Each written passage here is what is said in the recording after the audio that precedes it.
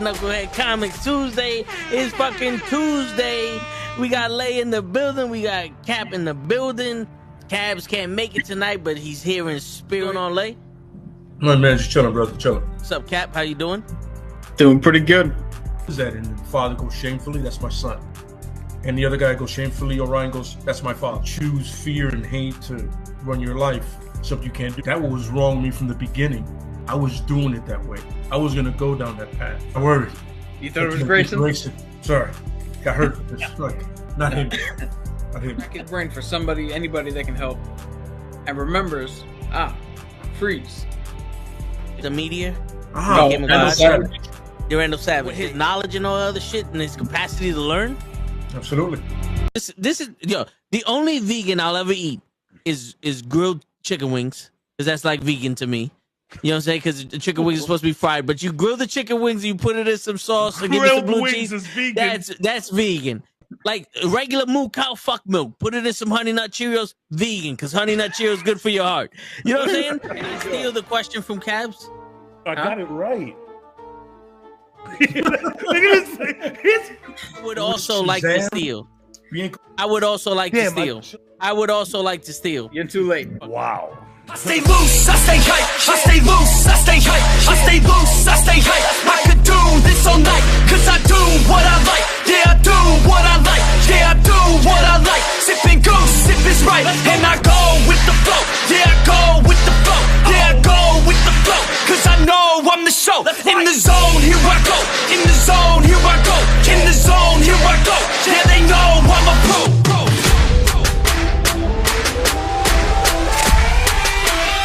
Let's go, let's go!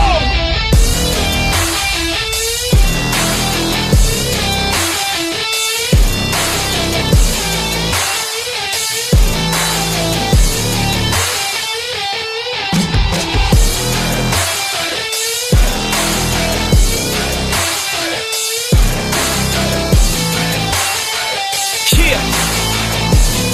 Let's go! Here I go, I get lit, I get hyped for this shit! Right.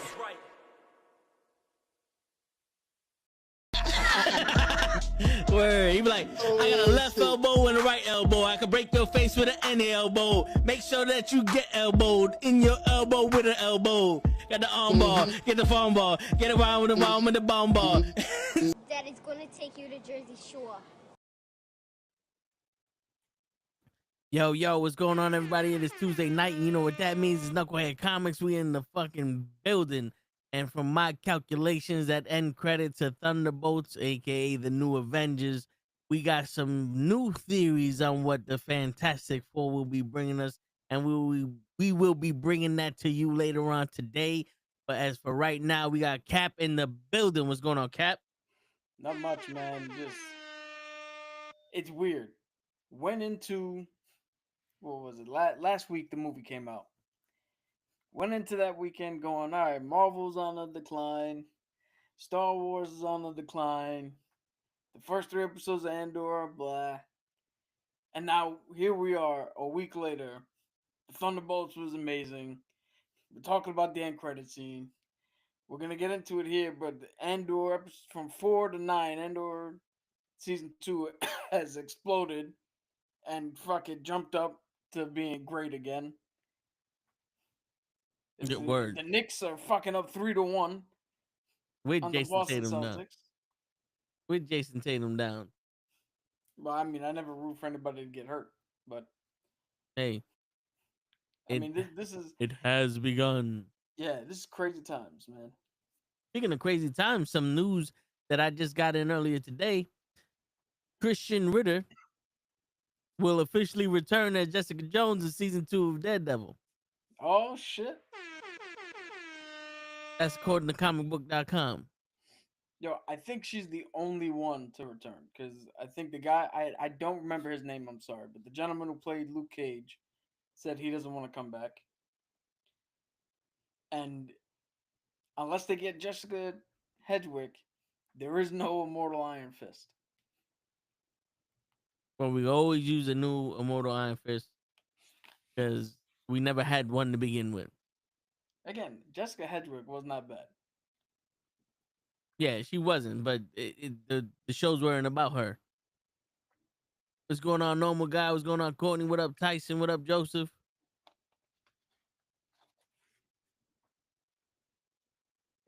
Yo, real quick, are you hyped for Superman July 11th? It's coming I out July 11th, and the name of the movie isn't July 11th. huh? I had to me, it sounded like I said, are you hyped for the new Superman movie, July 11th? Oh. That's what they named it. Coming November 18th, July 11th. You know what, son? I was hyped for the Superman movie, and then I saw the 4-minute scene they put, and now I don't know what to think. Then they also did the Peacemaker trailer, and they showed some characters from the Superman movie in there, and I still don't know what to think. Yeah, you know, the Peacemaker trailer, I was like, and that was it. That was the best I got out of it. Because we saw the first season here, like we did a live reaction to it, you know, while we was on stream, and it was alright. It was funny at times. It was alright, but then it was like, okay, but if this is the tone of the new DC movies, like I'm starting to think, damn, they fucked up with Homeboy and Green Lantern. They should have made him Hal Jordan. Dude, that's what the fuck I've been saying. Because the thing is, I know Guy Gardner's supposed to be a dick. And he looks ridiculous with the comic accurate fucking haircut. Right? But Nathan Fillion has just earned so much what do you call it? So much carte blanche with me because of The Rookie, because of Firefly, because of all this other shit that he's done, Castle. That I'm like, yo, I can't hate the man. Yeah, So it's weird to see him. It's weird to see him play this role, knowing how much we're not seeing of him being hated. Because this isn't like a John Walker situation. He literally is the Green Lantern that everybody's like, dude, this motherfucker's here. Can we just all leave and let him get killed by this thing? Like,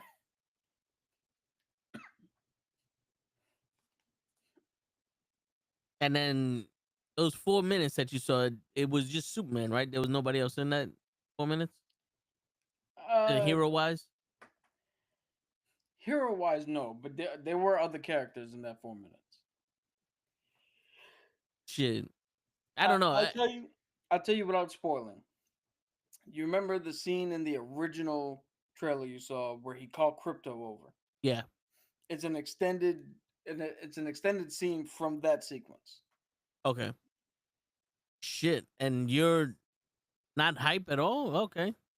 I guess they didn't show him getting his ass kicked. But damn. The hypeness is weird because like I gotta see it in context with the rest of the film. Because you take it out of the film and sorry. It's so fucking hot in this room right now. It's like 82 degrees. Shit. You take it out of context and you can't tell what tone they're going for, what the feeling of the movie is. It's just weird. It's like if you took the it's like if you watched Mary Shelley's Frankenstein, right? The old school black and white movie. There's a scene where he's playing with a little girl, and then he just picks up the little girl, and throws her into the lake, and she drowns. Right? Now, if you just take that scene, as I said, what does that make you think? He's a murderer. Yeah. But if you know the context of that scene within the greater thing of the movie is he's he's essentially a toddler who's learning how the world works, and he had a nice moment with the girl as they were throwing flower petals into the lake, and he noticed that the flower petals would hit the lake and they would float on top. So he thought if he did the same, he thought the girl would also float on top like the flower petals. So he threw her in not to fucking kill her, but to get her to float like the flower petals. Mm. Like any normal kid would have. Yeah. So you see how in the with greater context, Yeah. it changes completely. Nuance, Yeah. like you like So to say. I don't know. I gotta. We're definitely gonna see it because we gotta review it for everybody here on the show. Word. But I'm gonna walk into that with. I'm gonna walk into that movie the way I walked into Captain America: Brave New World. One I'm step at a just time. here to see what they're gonna tell me. All right. Did you see the picture of Robert Downey Jr.? I don't want to say as Doom, but I guess he's filming Doom and he's reading Jeremy Renner's book. It's like a black shirt with I guess muscle pads on it. No, you got it up. Yeah. You know me. I don't have social media, so unless it's a website.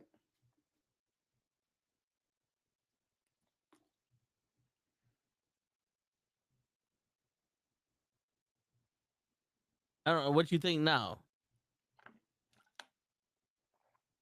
Because I see the serious look on his face, but it's hard not to see like Robert Downey Jr.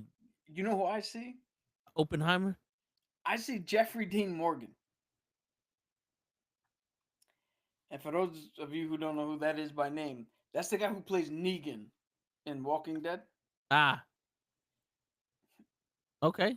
Like right here, Yeah. if you literally took a marker, right, and painted a domino mask here, I'd be like, oh, that's the comedian from Watchmen.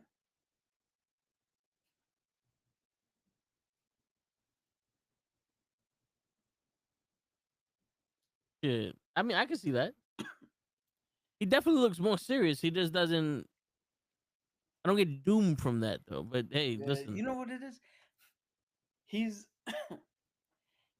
it's the same issue. All right, you might not like this comparison, right?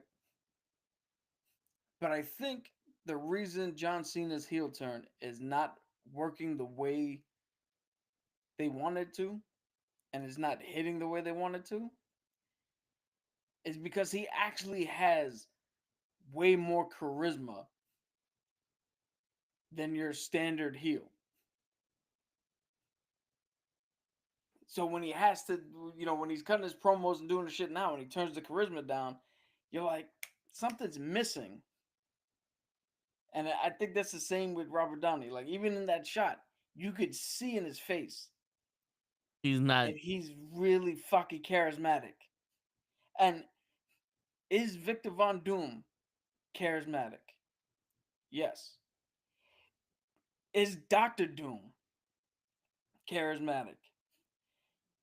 Dr. Doom does not give a fuck about being charismatic. Once he glued this shit to his face, he's all about, I'm here to take every fucking thing from everyone. His vein. Yeah. Mr. Loki goes, what do you guys think of Marvel going back to the age of apocalypse again?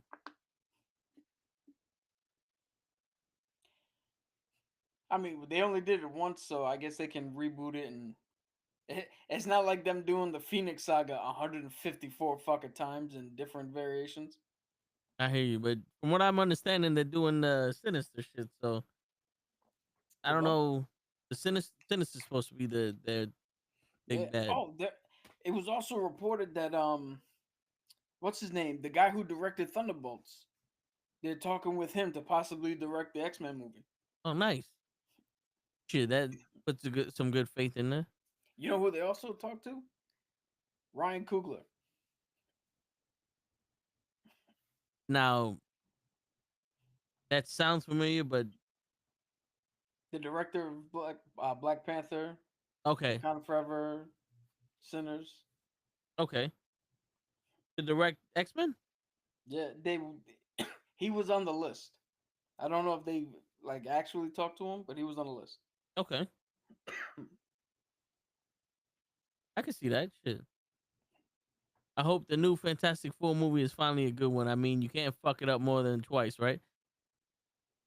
I, Sony could fuck it up as many times as they tried. there were things to like about the second Fantastic Four movie if you're a fan. Like the fact that Doctor Doom was actually able to take the Silver Surfer's fucking board and essentially leave him powerless. That's fucking that's Doctor Doom. That's straight Yeah, out of the that's fucking comic. happened. Yeah, that happened. It's just You know. I you think need one of the him to have some sort of fucking accent. yeah. It doesn't need to be big. I think the biggest problem with the Fantastic Four movies are Reed Richards did not feel smart enough. He just felt like stretch guy. And Sue Storm felt like Jean Grey. Huh. Because like Jean Grey moved this book, and then she's out for a week. Like shit. Like Sue Storm was sitting there bleeding through her nose every time something happened, and I'm here like, yo, doesn't she have more powers than that? Like, why is she the only one that suffers when she uses her powers? So you got to remember that what do you call it? Professor X put a block so she wouldn't turn into the fucking Phoenix. Yeah, I'm talking about Sue Storm though. In that movie, Well, dude, so the whole thing with the blood coming out of the nose, for her to use her power, which is really she can reflect light around herself to then look invisible. But then she can also project force fields. Now, I don't know. I don't know if you ever remember. Matter of fact, do you remember when we had to do the sled push yeah, when we played Pee Wee football? yeah, You remember how you were able to run up, just bare hand, just fucking manhandle it and push that shit further than anybody else? yeah. Now imagine being the guy, not on the sled, but the guy who had to hold the sled. You could use all your might, and as much as you want to fucking hold it, even if you wind up holding it, you're not gonna come out of it okay. Your arm's gonna be fucked. You're bleeding somewhere. I get it, but Reed Richards did not seem smart enough.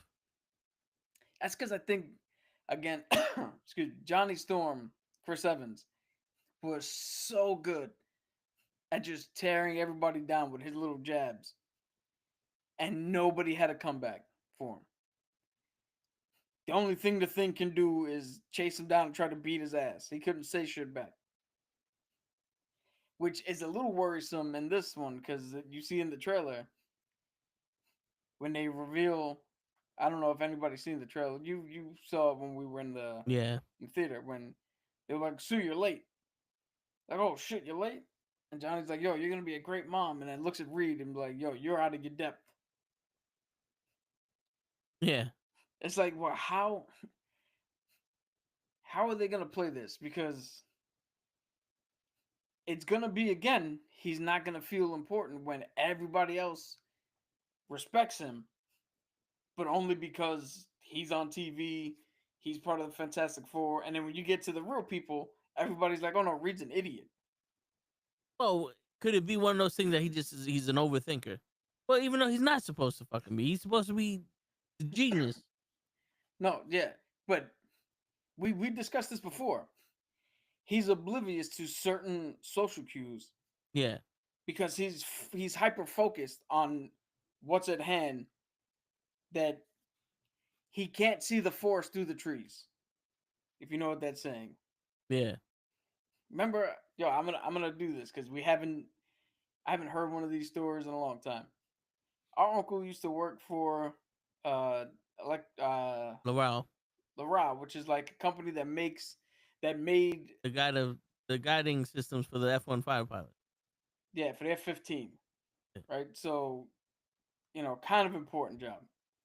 He had a friend named Steve, and he would tell us that Steve would get so hyper focused on the board that they were trying to fix that he'd miss the problem completely, trying to see the smallest minute fucking thing that may or may not be wrong.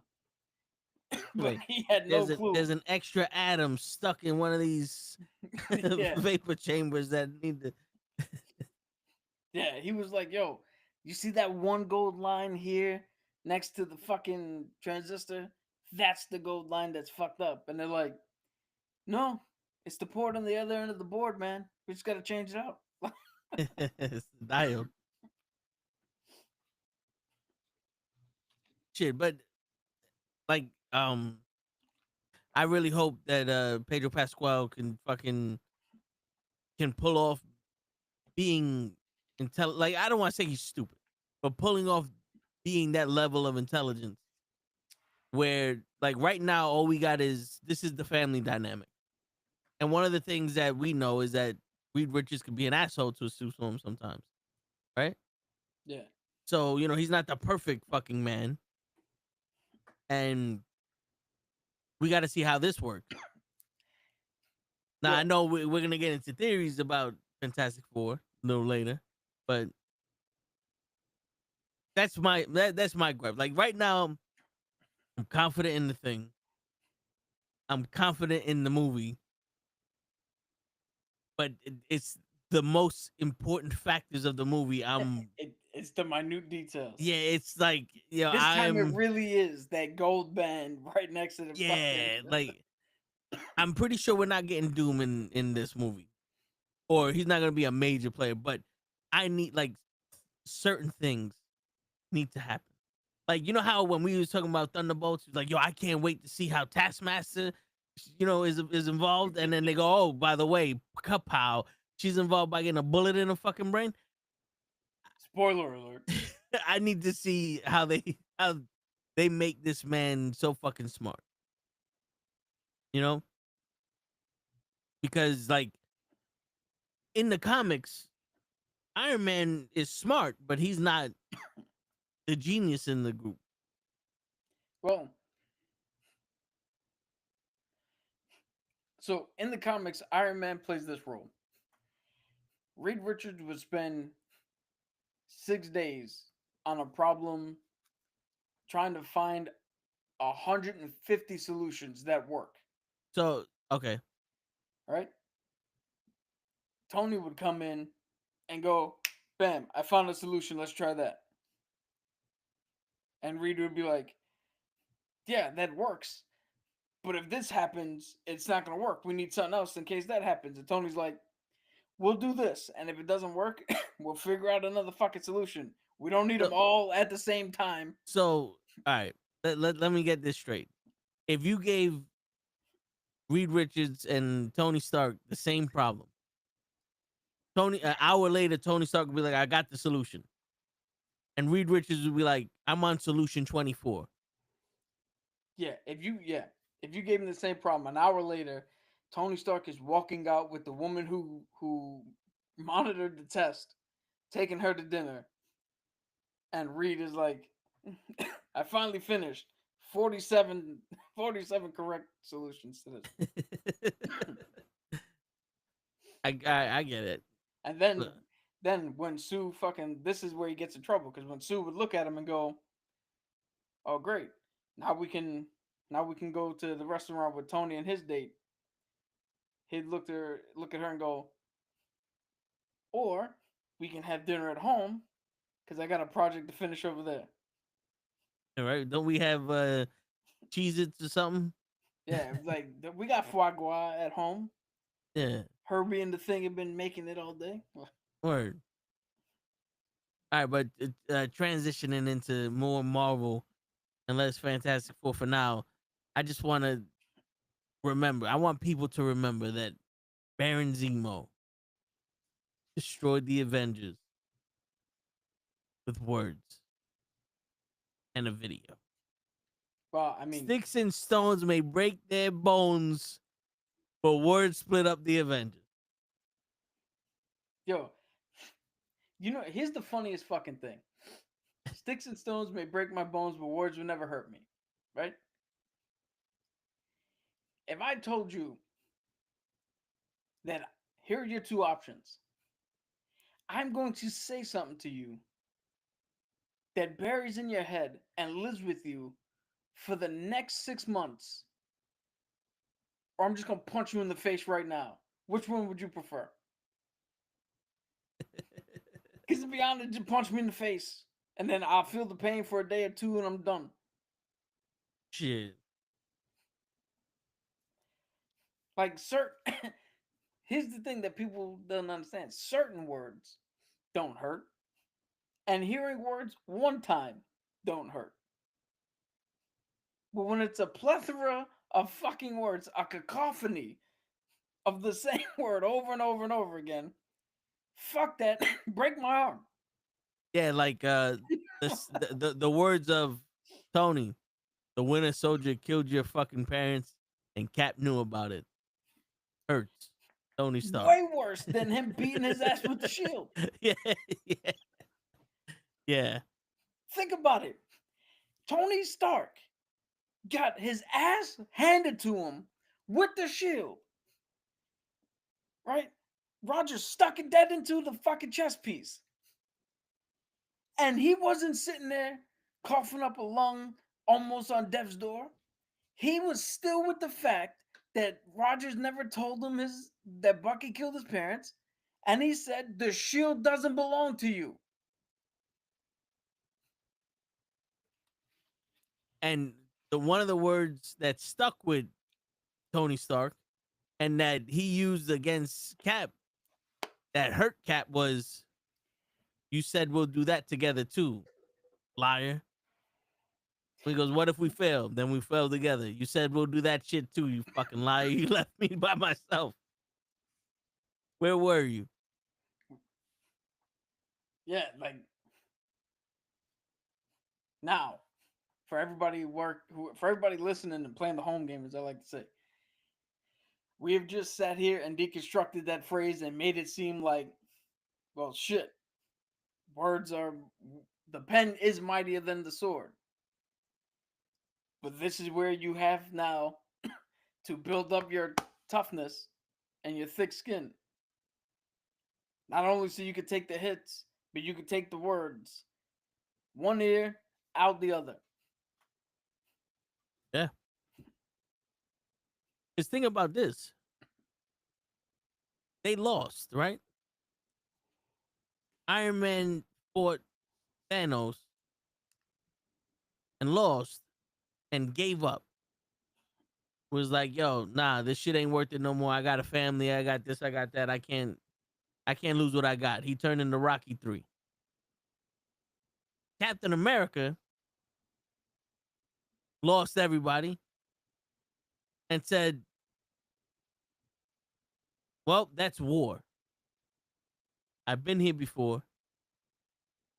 There's nothing I can really do about it but move on and keep trucking. And the people that are alive now we have to worry about them.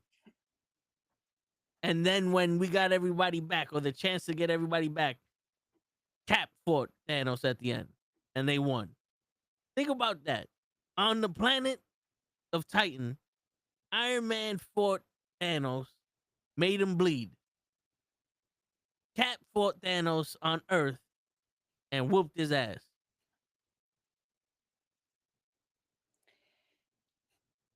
Yeah, but that's unfair. You gotta fucking No. But hold up. I know he got the Moliere and all, but Cap got Tony Stark got all them gadgets too. He had all the weapons too. But true. but if you notice, it's like full circle. Because in the first Avenger, Cap risked his life for the Tesseract. Make sure no one got it. And then at the end, Tony Stark risked his life with all the Infinity Stones to make sure everybody came back. He fought him on Titan. Captain America fights him on Earth. Yeah. Dude, that's why I say fuck Tony the- Stark found all the stones to go back in time and get him, and Captain America goes back in time to bring him back. True. But that's why I say fuck the Trevor Slattery thing and the Mandarin review. Iron Man 3 is good. I know everybody wants to be like, but there's no Iron Man in it. He's not in the fucking suit and blah blah blah. And I don't care what Tony Stark does. But we needed him to get through the movie the way he did. So that at the end of Endgame, when he goes, I am Iron Man and snaps, we get the full-fledged. And him saying I am Iron Man is synonymous with him being Tony Stark. They are no longer two different entities. They are no longer just some random billionaire playboy philanthropist. Yeah. He is the guy who will lay down on the wire. Because he turned into Batman.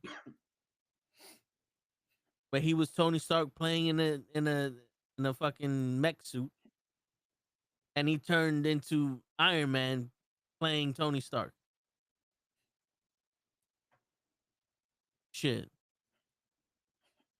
Nah, listen, I get it, and that's the growth in these characters that we have not gotten yet from other characters.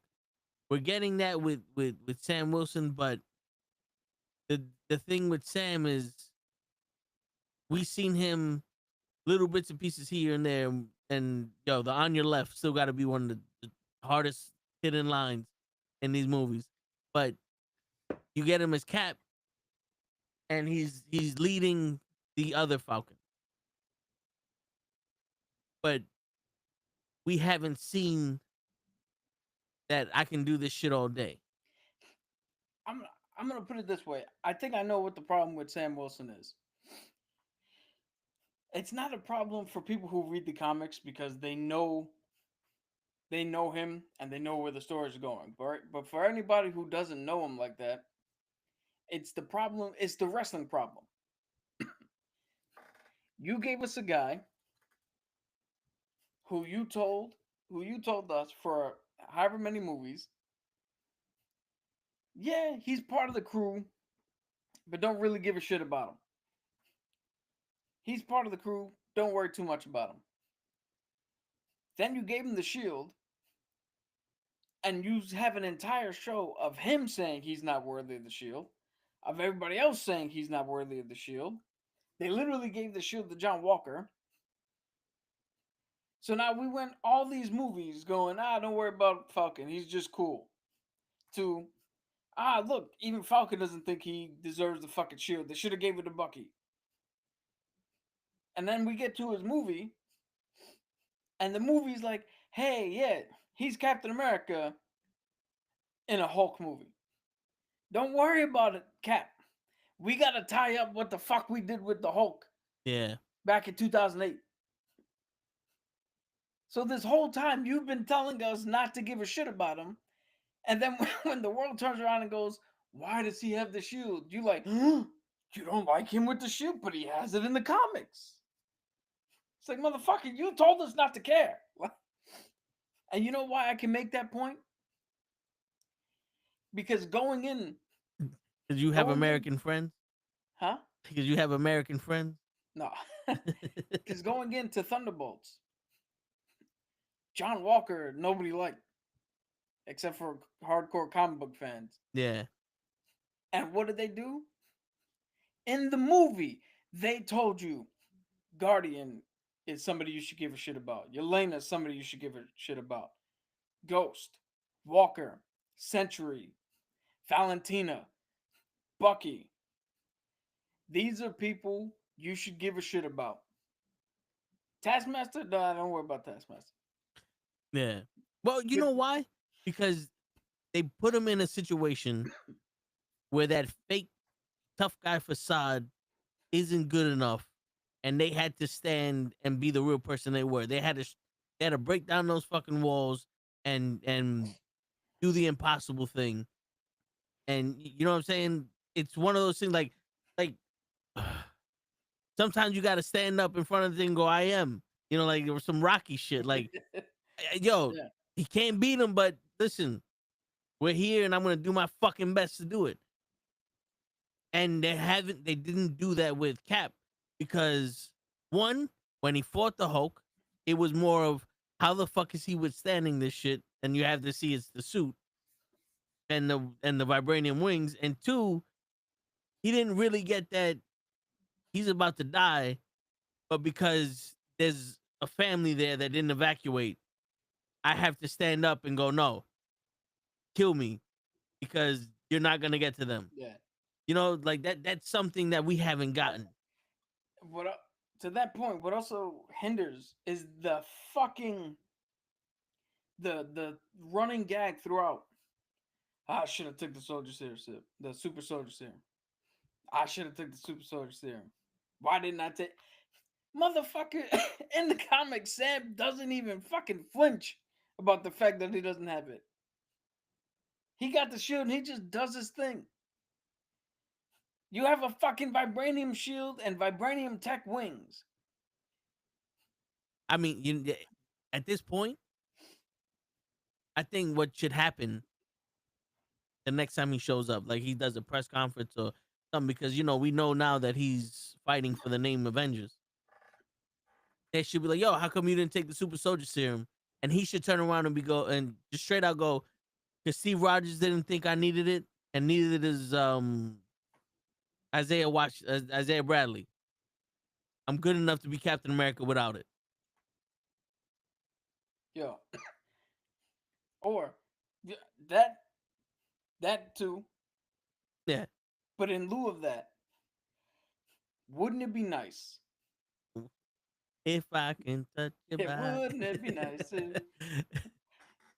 Wouldn't it be nice if there's a moment where the next time we see Sam, some villain is sitting there like, yeah, you should have took the serum. And Sam just fucking levels him with the fucking shield. And turns around like, turns out I didn't need it. Word. What? You didn't see that coming? No, but like we saw Steve Rogers without the serum, a fucking puny little kid, stand up to a bully and go, yo, I got all day.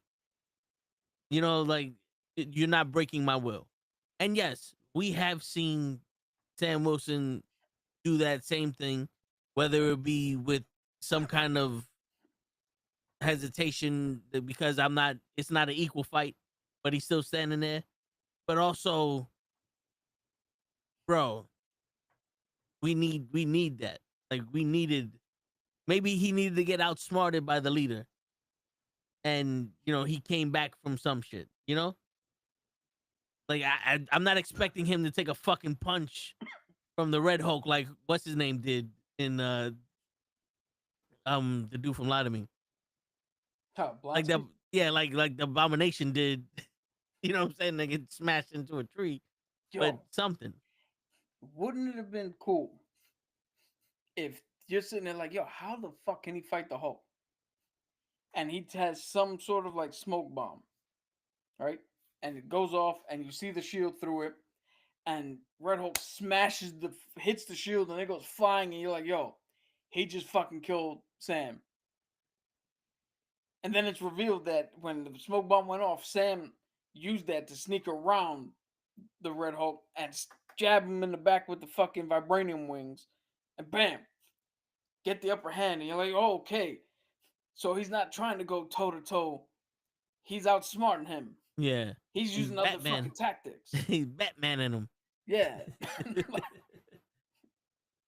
And then you're like, okay, all right, I see how he can go toe to toe. Yeah. Because this version of the Red Hulk isn't fully formed yet. Because Red Hulk is 100% Thaddeus. He's Thaddeus just in red muscle, skin, and fucking power. Like, he's not Professor Hulk. Like, whereas I put it two together and now I'm not as strong. No. He's fully fledged Hulk. Thaddeus is in control. But we didn't get that in this movie. So we could play around with the, okay, he's outsmarting the guy who doesn't really know what's happening at the moment. And then, dude, they can even be a dope scene where the next guy who plays Thunderbolt Ross, Red Hulk, because who knows how old fucking Indiana Jones is going to be by the time he shows up again. Motherfucker's already 103 or some shit. But it would be so hilarious that the Red Hulk sitting there next to Sam. They got to work together doing some shit. And he just looks at him and goes, you know, next time, none of that shit you pull is going to work, right? And Sam just looks at him and goes, I'll come up with new shit. Right?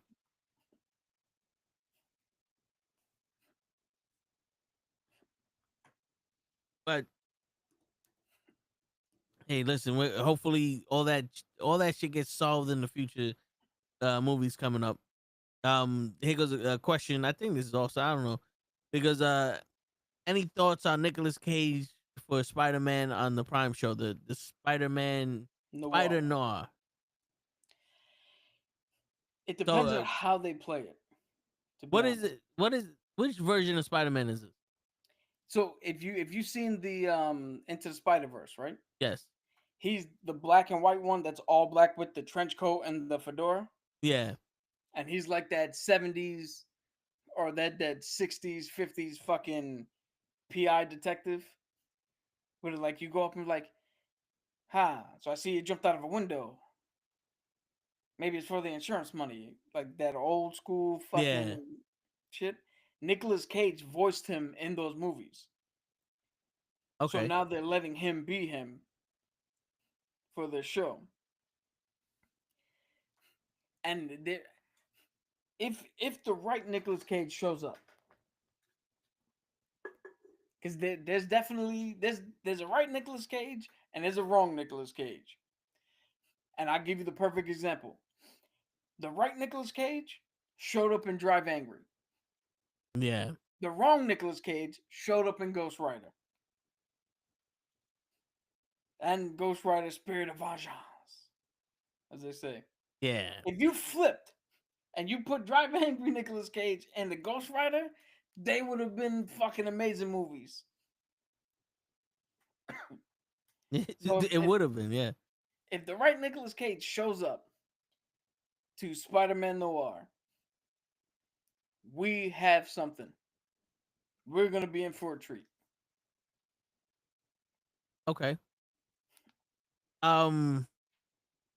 Nev Campbell has reportedly been cast as Polaris in the MCU. That I did hear. That is something. Who's Polaris? Polaris is part of the X-Force or X-Factor. I think X-Factor. She is also a master of magnetism. Okay. And I think, I'm not too sure because I don't know too much about her, but I think she may also be a child of Magneto. That's why she has the magnetic powers. With Wanda and... Now again, official canon, Wanda and Pietro are not children of Magneto. Oh. I think Polaris is the official in canon child.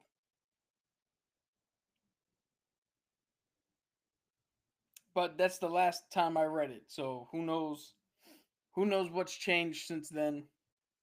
And who knows what they've backtracked because of the movies and rights and all this other shit. Word.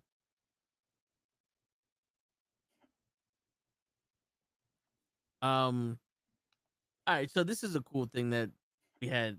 You know how they have those Batman shorts where he identifies the weaknesses of people? Yeah. He actually did one for Goku. Really? And he was saying that Goku draws his energy from living forces in the universe. And that's where he gets his power from. So he would figure out a way to go to another dimension where there is no life forms and drain the power from Goku because he can't use that power to turn Super Saiyan and to boost up his power, and then catch him with flashbangs and all that other shit that's in his utility belt, and that's how he would kill Goku. I swear to you, I thought you were going to say, so Batman came up with a way to destroy all the life forms on the planet so that he could fuck up Goku. The only way to stop him is kill them all. This is what you like? Like he's just screaming, this is what you want, Goku? Fucking they changed the fucking song for him and he adapts the fucking Pokemon song. It's like, I gotta be the very best. Be Goku now. Kill them all. Okay, realistically, let's say if Goku cannot turn Super Saiyan, skill for skill, can Batman beat Goku? No. Goku has learned on the fly and adapted to beat every single one of the greatest fighters ever fucking put in front of him. Batman cannot do that. What about Lady Shiva?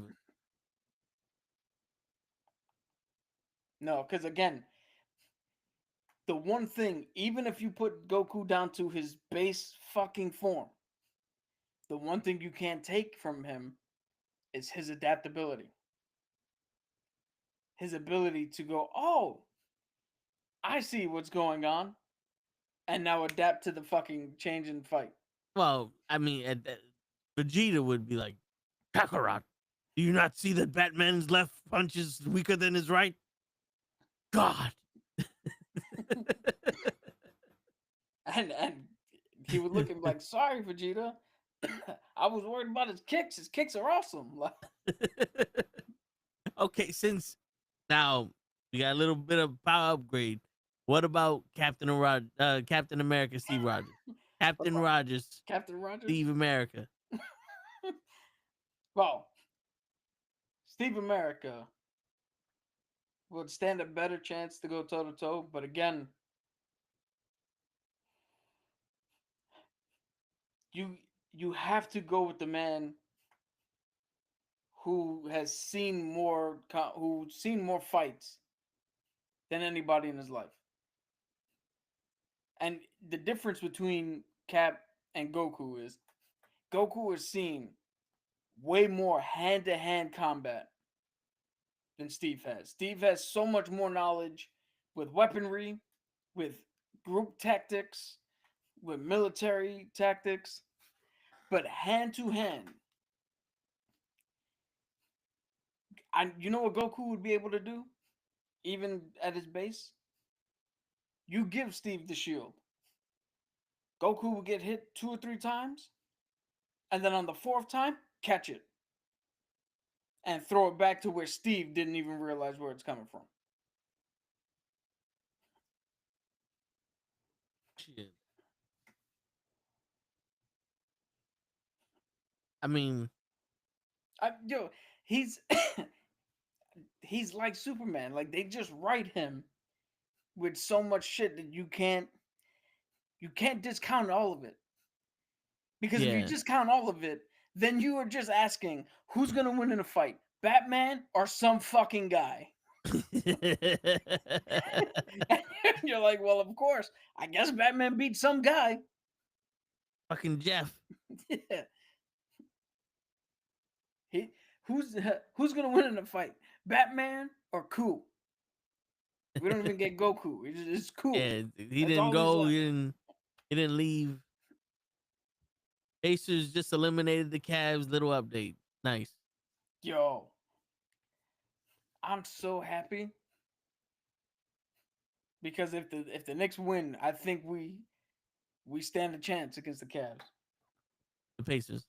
Huh? The Pacers. The Well, Pacers no, eliminated. Hold on. You don't think that if the Knicks made it to the next round, you don't think they could beat a team that was eliminated? I do, but they wouldn't have to. Why not? Why? Yo, see, again, this is the problem with like the Royal Rumble. Why try to fight the fresh dude who just whooped somebody's ass? Beat the dude who's on the ground. Beat the dude who got his ass kicked, and you won't get eliminated. Just let him have it. Let him have it. I'm surprised nobody's ever done that. Like two mega powers are fighting in the ring, and just in the background you see somebody kicking the shit out of everybody else who's down.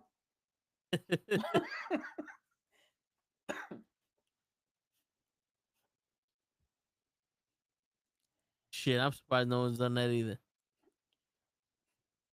Like that'd be perfect for the Miz for Chelsea Green to do. Yeah. Just beat all the people that were beaten already. So, all right. Before we go get ahead. into the Fantastic Four, you want to get into Andor? Yeah. One last fact before we go into Andor. Wolverine was once able to break through chains that were strong enough to bind Hercules.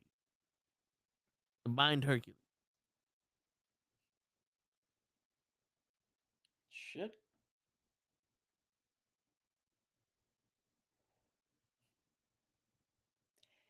Now, here's the question. Did he cut through him? How did he break him? So there's two questions. How did he break him? And two, is this a situation in which these chains were specifically made for Hercules? So anybody else in them, it doesn't have the same effect.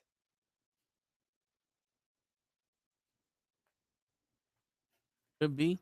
Because it's like Thor's hammer. It's like, yo, this hammer fucking sucks until you're worthy to wield it. And then this is the greatest thing ever. Yeah. I mean, I would say it probably because he cut him. It has to be. He's not stronger than Hercules. Well, maybe it's one of those things that these chains were specifically designed for gods. That they don't work, that there's just normal chains to humans. That's what I just said. Yeah, but you didn't say it the way that I intended to say it. Yo, I got it. Oh, I got it. What if these chains were somehow enchanted so that only the demi-son of Zeus gets entrapped by them, but to anybody else who gets entangled in them, they're just regular chains? Or what if, because Wolverine is not a god, the chains don't affect him the same way they do as they would if he was a god?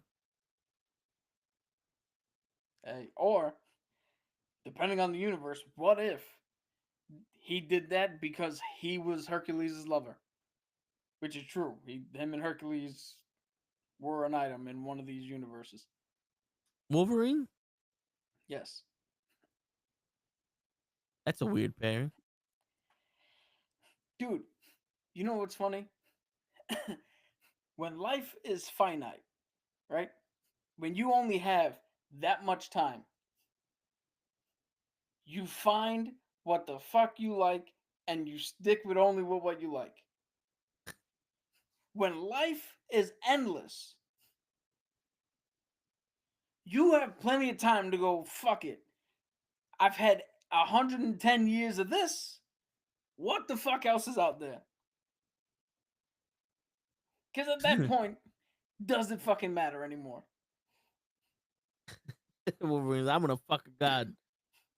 Yo, it just so happens that was the only one who said yes. He was too old for Storm. All right. Cassian Andor.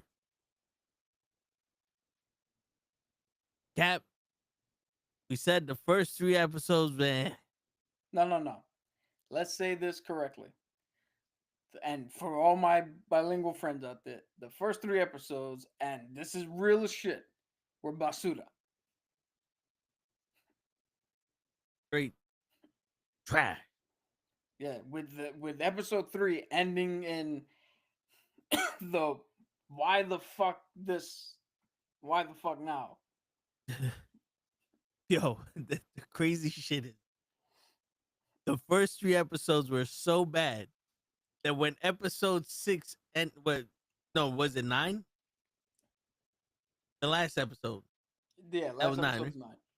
The first 3 episodes were so bad that when episode 9 ended, we said that was one hell of a season finale. And, dude, that might not even be. I'm checking right now because I don't think that's the season finale. No, you said it was like 12 episodes, right? Yeah, I'm checking right now. Yeah, 11, 10, 11, and 12 are out right now. Shit. So we got to talk because starting from episode 4 through episode 9 started the Gorm saga. All right, what the fuck were we watching? We said Daredevil was like that, where it was like anime-ish in the way they do their thing, where there were different sagas depending on which group of episodes you watch. This one was the Gorm saga. And when you start it, you're like, okay, I'm kind of into it. And by the time you get to the end, you realize you're invested in a group of people that you've never seen before that just showed up from episode 4 till now. You're invested more so in main characters like Andor and Bix and Mon Mothma. You're thoroughly engaged in the fucking political backings and what's actually going on this planet. You are saddened by events. You are hyped by what's to come, knowing what's to come. And there's a redemption arc for me. I don't know about for you and for anybody else. But there was one character that we'll get to when we talk more in depth that in season 1 started out, and I was like, this has to be the worst written character in all of fucking TV history. This dude fucking sucks. And by the end of season 2, episode 9, I was like, this dude is an awesome character. He completely redeemed himself to the point where I was even telling Show, I see parallels between me and him. Yeah.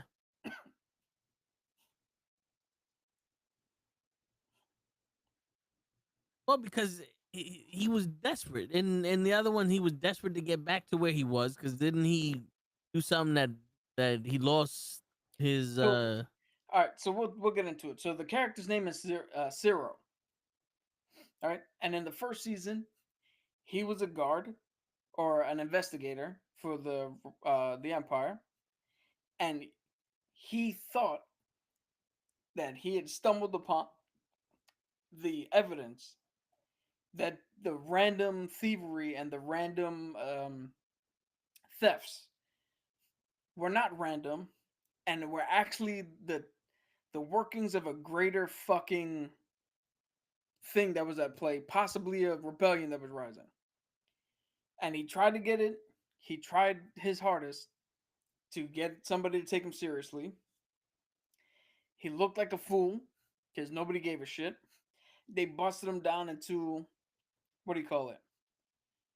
Into that department where he was doing nothing all day. He was just Yeah. crunching numbers and doing some other bullshit. His mom got him the job because everybody was like, "Yo, that's all you're good for. You're a piece of shit." His mom didn't think he was worth much. All this other shit. Turned out that that's exactly where he needed to be in position of, because he found his evidence. He found more evidence of his theory, and he was actually on the trail of Andor for a little bit. And he came off as fucking creepy, right? And stalkerish with the fucking this blonde Imperial chick. Yeah. But then it is just the work of a desperate man who was trying to get somebody to listen and latching onto her, going, if anybody, it's got to be her. She's got to be the one that listens to me.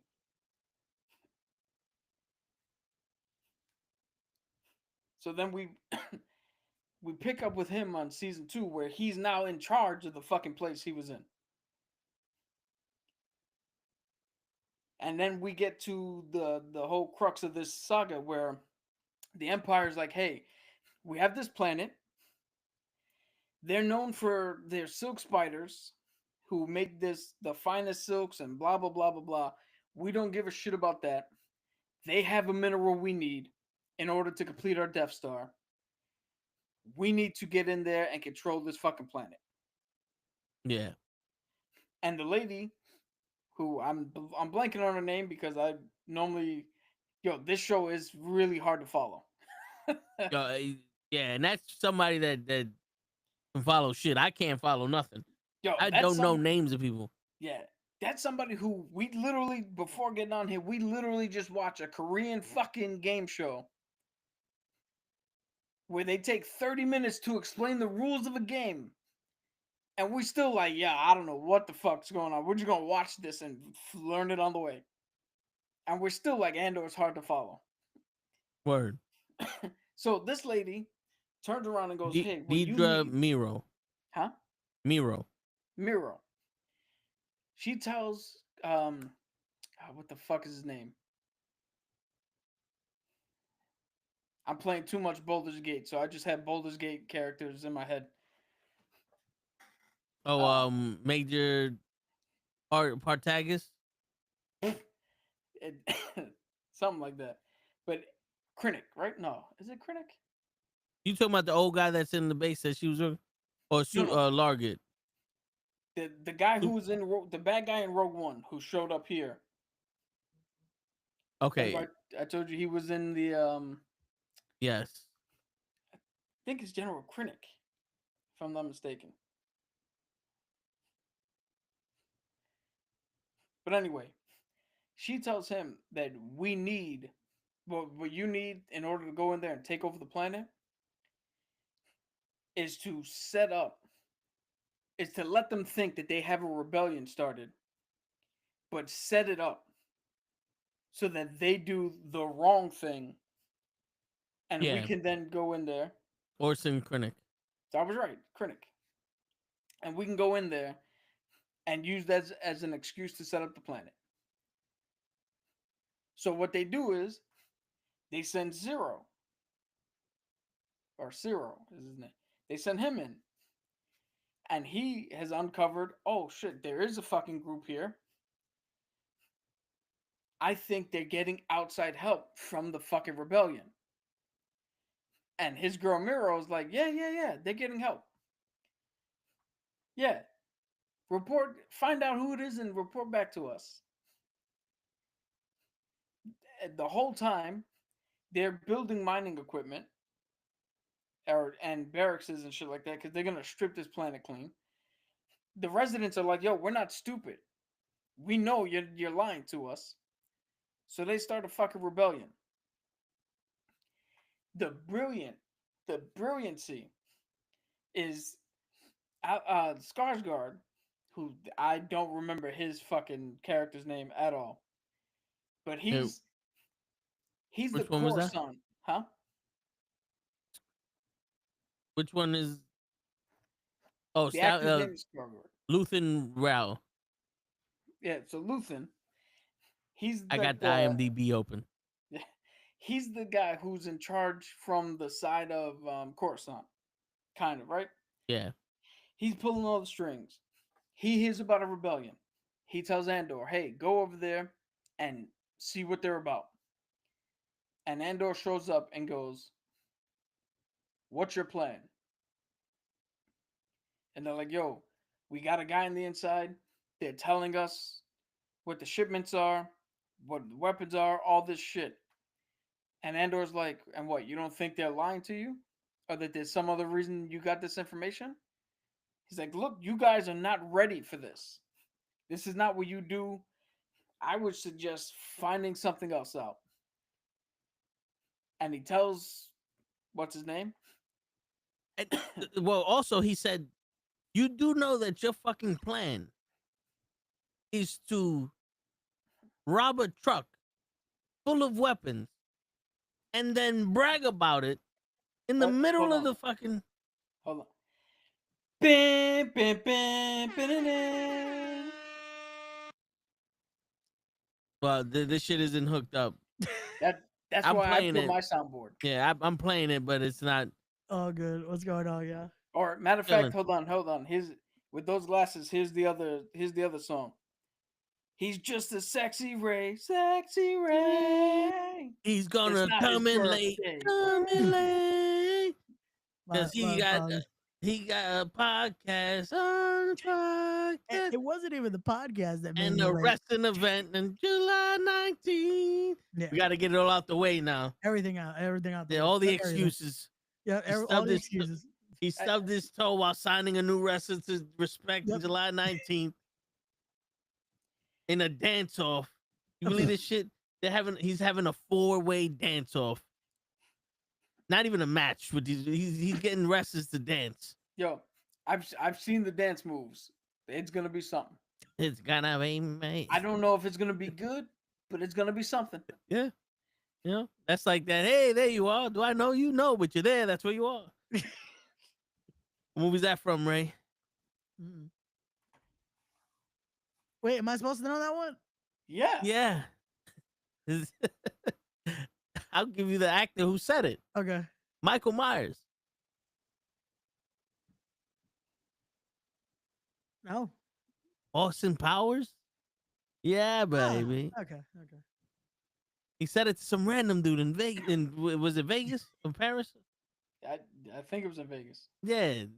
He- They're there- walking he's up the going stairs. around doing something else. Somebody says something. He goes, "Hey, there you are. I don't know who you are, but you're there." I wasn't the biggest fan of those movies. I'm sorry. Oh, That's all. fucking figures. Why? Because they're white? No, I just Yeah, I wasn't. know. You living in a world where you see red, Ray? Currently, yes. Hold on, Ray. Yeah. Are you telling me right now? Yeah. That your eyes are the window to a dimension that is made of pure force, and if you take your glasses off, you're gonna destroy half your city block? You want to try it out? You know who he's You ain't gonna referencing? hit me through the screen. Go You ahead. know, because he's looking at his ball right now. Don't fucking That's threaten like, me. Just break You up. can't Just hit me break all from the here. glass bottles from here. Yo, you know who he's referencing, Ray?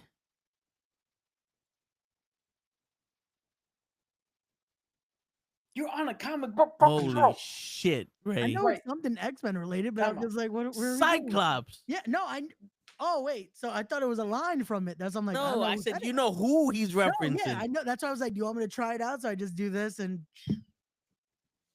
All right, So let's What am we I gotta redeem explain Ray. the rules to this fucking guy. Let's redeem Ray here. One, Yes. did you see Thunderbolts? Yes. I loved it. Okay, movie. we're gonna get your thing real quick because you weren't on last time. Unfortunately, no. Yeah, Meaning, so we'll harm. get He there in a was too second. good for us. Two, yeah, Mr. Fucking Interview with Sonny Ono. I'm Word. surprised the Ultimate Dragon didn't show up. Not yet. Two, Yeah. have you watched any of Andor? No, that I have not. Unfortunately, Bullshit. You watched the trailer. I saw the trailer, but I haven't seen the season. Wait, you watched the trailer? I didn't even watch the trailer. But all right, yeah. So, Anyway, but yeah, he makes the mention. He's like, "You're gonna fucking rob them, and then throw it in their face that you fucking robbed them. Are you crazy?" yeah. Then he also made the mention. He was like, "Normally you steal something and you leave. It's like, but you still live here." Yeah. So He goes, that the problem. He goes, the problem isn't stealing the shit. It's the problem is what you plan on doing afterwards. So Ray, catch you up. Okay. They took over the planet. Okay. And they said it was for their resources, their spider, because this planet makes stuff. garments. Okay. It's the fashion capital of the universe. Gotcha. So they said that we're doing this shit for their spiders' silk, but they're literally looking for the fucking cow kite. the fucking kyber crystal, Gotcha. No, cow kite. cow kite. Yeah, but they're It's looking not for an energy source Okay. for the Death Star. Yeah, it's not a kyber crystal. It's for a different use for it. Yeah, so they're looking for an energy source for the kyber. So they're gonna mine the planet. Okay. And they just they don't want no one knowing, but the people there know that they're there to do something.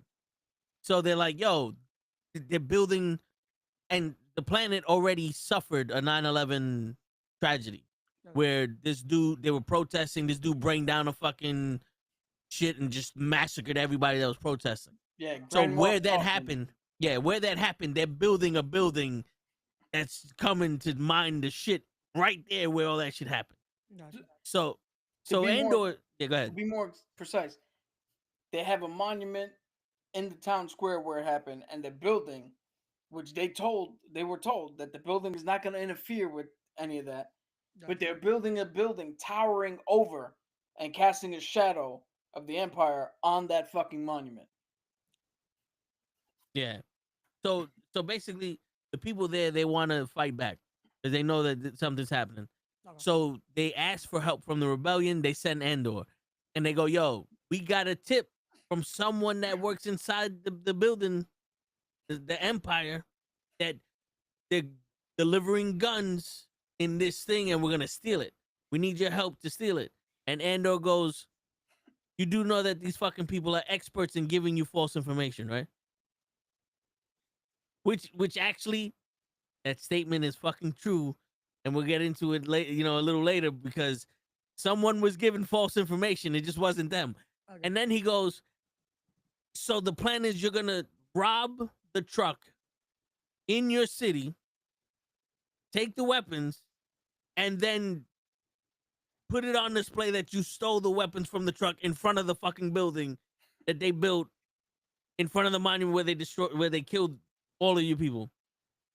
Yeah, you guys are amateurs. I'm not doing this. I'm not doing this." Yeah, so he reports back to The Skarsgård. kingpin of Hollywood is here. He reports back to Skarsgård, and this is where you see that the war part of Star Wars, right? Because Star Wars, everybody thinks of Star Wars as, it's good versus evil, light side versus dark side, Sith versus Jedi, lightsabers and gun blasters and Yeah. cool space battles. I And don't you really talk forget- about the rebellion. You forget that this is taking place in the middle of a war. So we are seeing now that both sides of the war are horrendous. Because it's even so Corral. So So Guerrero, yeah. because now when he tells Skarsgård, like, yo, these people are not fucking ready. Skarsgård turns around and is like, you disappoint me. You should have fucking told them to go ahead. He's like, but what the fuck happens if... He's like, but they're gonna die. And he goes, yeah, if Gorman burns, it'll burn spectacularly. He's like, fuck it. They kill him, they're martyrs. Yeah, so... And then you sit there, and that's when Andor is like, are you fucking crazy? You're willing to sacrifice this whole fucking planet for martyrs? Like, that's not what we... Like, in Andor's head, he's like, that's not what we do here. We're supposed to win this fucking war. We're not supposed to kill each other to fucking for hopes that someone else likes what we did, Yeah. which is crazy because then they send somebody that will say yes to them, and then the fucking people that weren't ready to do it gets one of the people that was sent there killed. Yeah, it turns out they weren't ready, and an accidental shot gets one of the rebellion people killed. Because this is the problem. When, like the girl said, they're saying the plan, and another guy jumps in and goes, "We should do this and this," and she goes, "The first thing you need to learn how is to shut up. You need to learn how to shut up and take orders. If you're gonna be a part of this army, you gotta shut up and take orders. You can't put your 2 cents in. This is the plan. This is what we're gonna do." And then he got cute and wound up killing the bitch because none of these motherfuckers could just take orders. Take orders. Yeah. But yeah, and then so that was episode 4. Like that was the first episode of the show that was good. the first Ray, the first 3 episodes is it's a mission to get through. Like it's a chore. So should But I then- just start from 4? No, well, I mean, kind of because I would say actually, yeah. I couldn't keep up with what was happening anyway. But the thing Yeah. is, they skip years. So like episode 1, something happens. Episode 2, something happens, and it goes a year from now. 14 months from then. Like this is what Okay. happens. Okay. You know what I'm saying? So Yeah, I Kind- would say definitely. Yeah. if you're start lost, with then 4. go back and watch it. But yeah, Right. Yo, Okay. matter of fact, do it like the original trilogy. Watch 4, 5, and 6. And then, Then, if you want to, go back and watch 1, 2, and 3. okay. Watch 7, 8, and 9. and then email Hayden Richardson and be like, "You fucking fool." So we're gonna jump around here to wrap up for time, so we can devote more time for our main topic. Ray the can Hitman actually- Hart. What do we call it? Ray can actually get involved in this conversation. Yeah. So we get to the thing where everything's set up. They steal the guns.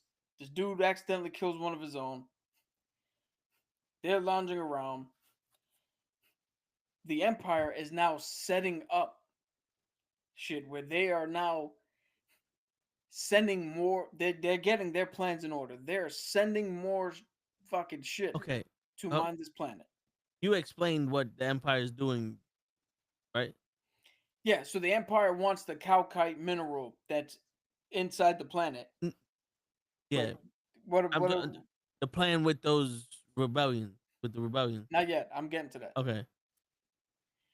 All right, so they're Yeah, setting all the this shit up. season two is pretty much gonna end at the beginning of Rogue One. Yeah. Okay. So they're Yeah. setting shit up, right?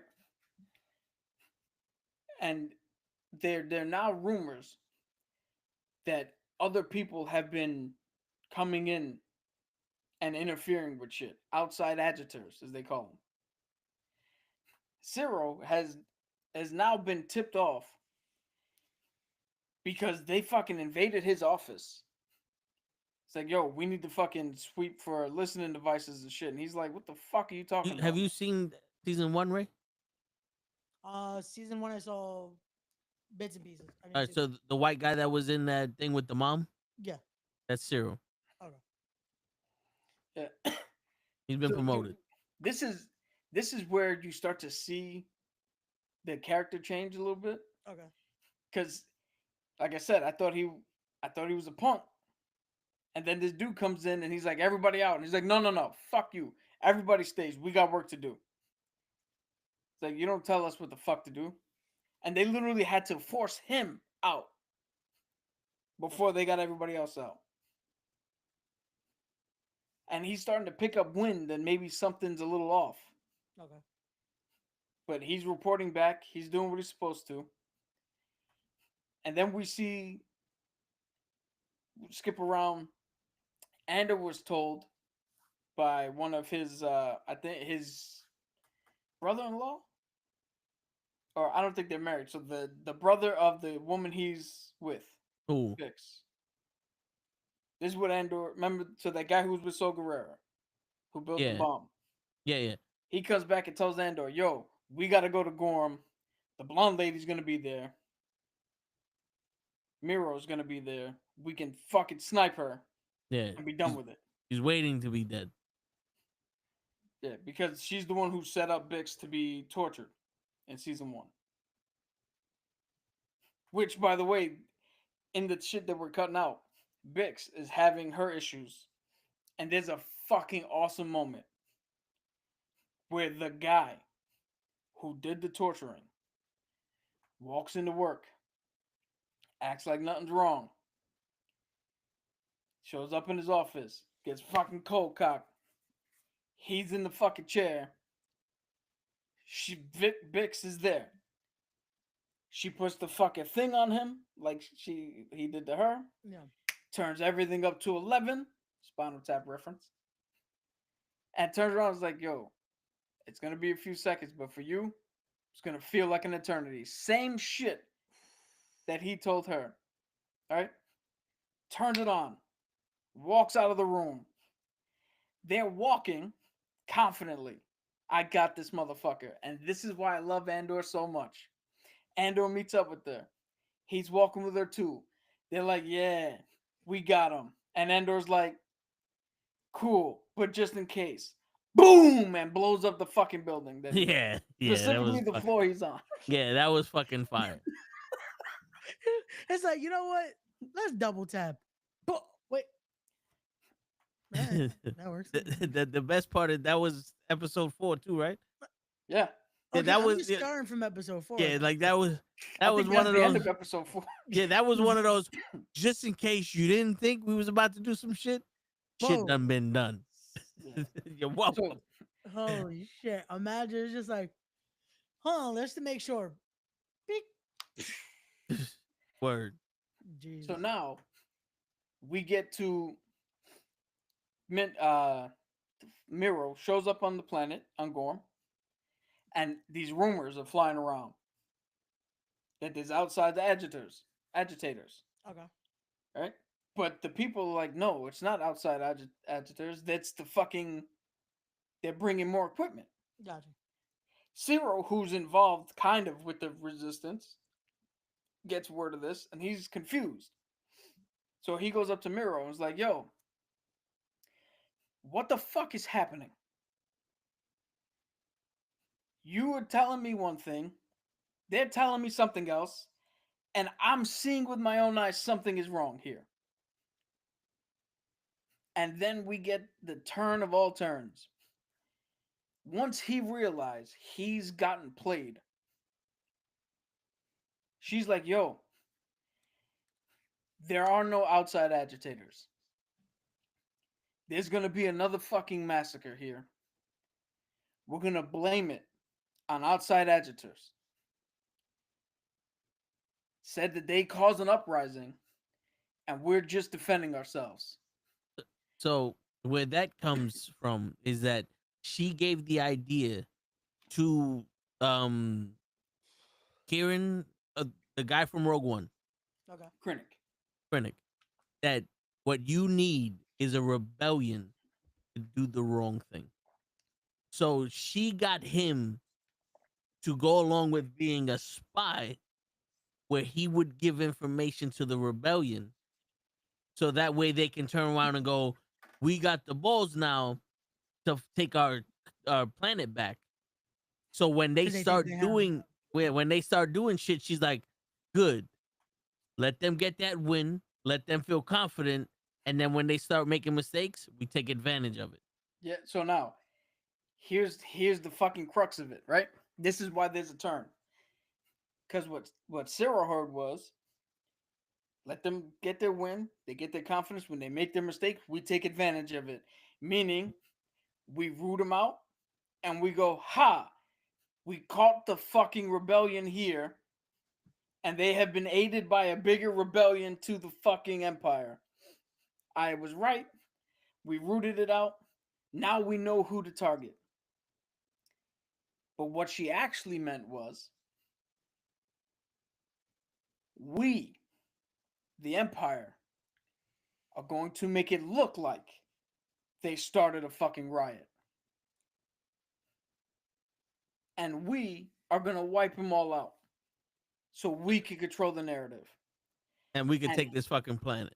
Yeah, and he was not at all with it, to the point where, yo, Disney had the balls to do this. I mean, they had the balls to do what they did in episode 3. They had the balls to do this. He fucking grabs her shoulders. She's like, yo, you're hurting me. As she's telling him, was like, yo, we can go home as heroes. We won. He knows this is wrong. He grabs her shoulders. She's like, yo, you're hurting me. He's like, how long have you known? She won't answer. And this motherfucker just Shannon Sharps her. Yeah. Yeah, nah. Dude, Yo, he he starts chokes. choking. He chokes the shit out of her. To the point where you could tell the moment where she went from, this dude's a punk, he's a puppet, I can easily control him, regardless of if she actually fell for him or not. Yeah.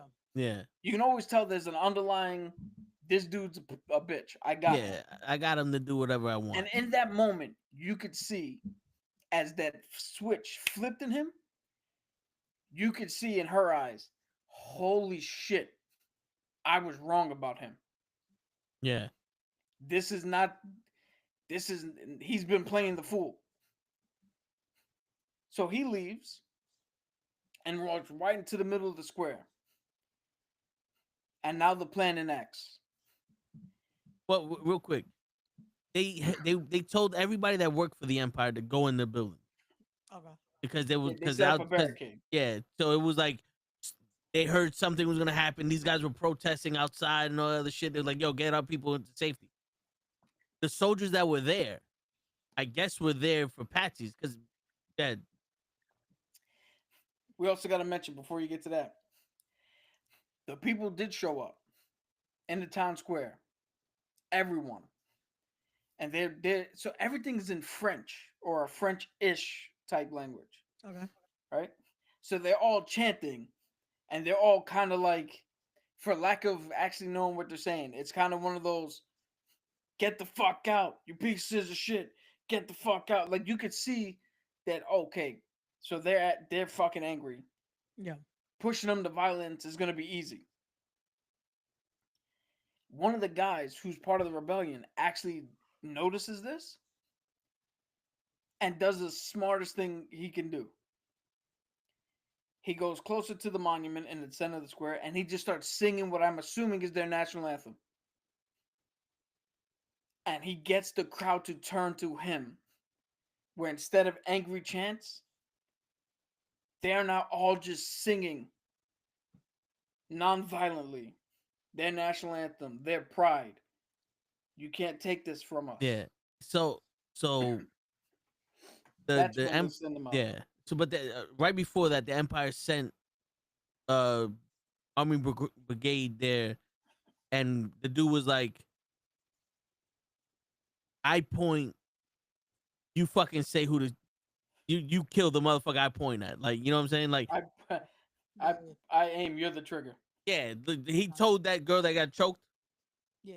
He's like, this we're doing this, and you're gonna fucking listen, and you're gonna pull the trigger when it's time to, because I'm not here to be under you. You know, like I'm not taking orders from you. This is the plan. So he goes and he got everybody there, and he sends his army or his little brigade. He goes, push these motherfuckers back. And the dude is like, sorry, what? He goes, go out there and push these motherfuckers back and make sure that they stay in the fucking center of the thing. It's for our safety. And like the guy's like, okay, like he has no choice but to do it. So he sends his army there, like he sends his people there. It's like a SWAT team. They got the shields. They started to push shit back. When they started pushing the people back, the people started pushing against them. There's a fucking sniper on the roof, and he shoots one of his own people. And that's what, and that's when the captain goes, "Oh shit, they're firing on us! Fire back!" Oh, so he sparked. Yeah, he sparked the fucking. Yep. Yeah, that's the moment where she had to be the trigger because she got the call. Yeah. And she hung up the phone, and he was like, "What did they say?" And he forced it as like, "Proceed." That's crazy. Which is crazy because that's been war tactics before fucking Yeah. Yeah. creating So fucking false yeah. flag operation. Now, this is where this is where the show is so fucking great. Okay. Cyril is out in the street.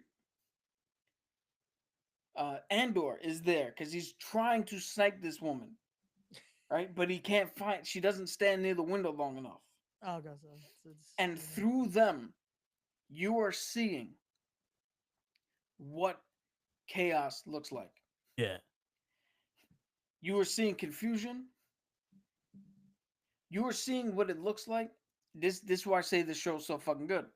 Because you are seeing not only a rebellion force, an oppressive force, where you're like, oh, it's easy to pick sides. It's like, really, it's easy to pick sides? Well, what about this? The oppressive force fired on its own people. The people they fired on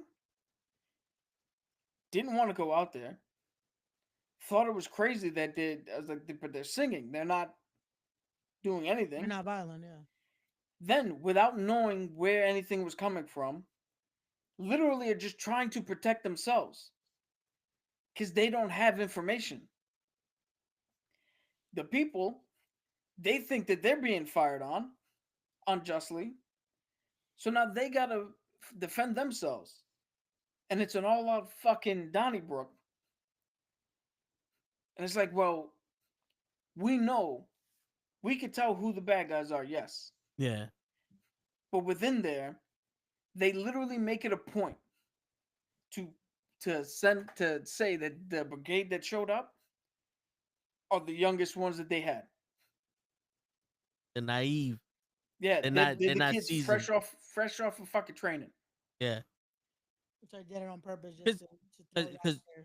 Because you know, Ray, you know how everybody says it's beautiful that Thanos thought he was right and he thought he was doing the right thing, and people like, yo, Thanos did the right thing. Like, there's an argument to be made that Yeah, what he did say, yeah. Yeah, because of the piece. Yeah. Now, Cyril, when you finally see what he's about, you sit there and go, wait, this guy really thought he was on the right side of it. Yeah. And he was like, he was. Most corrupt leaders do. Yeah. They believe that they're doing it for the right reasons.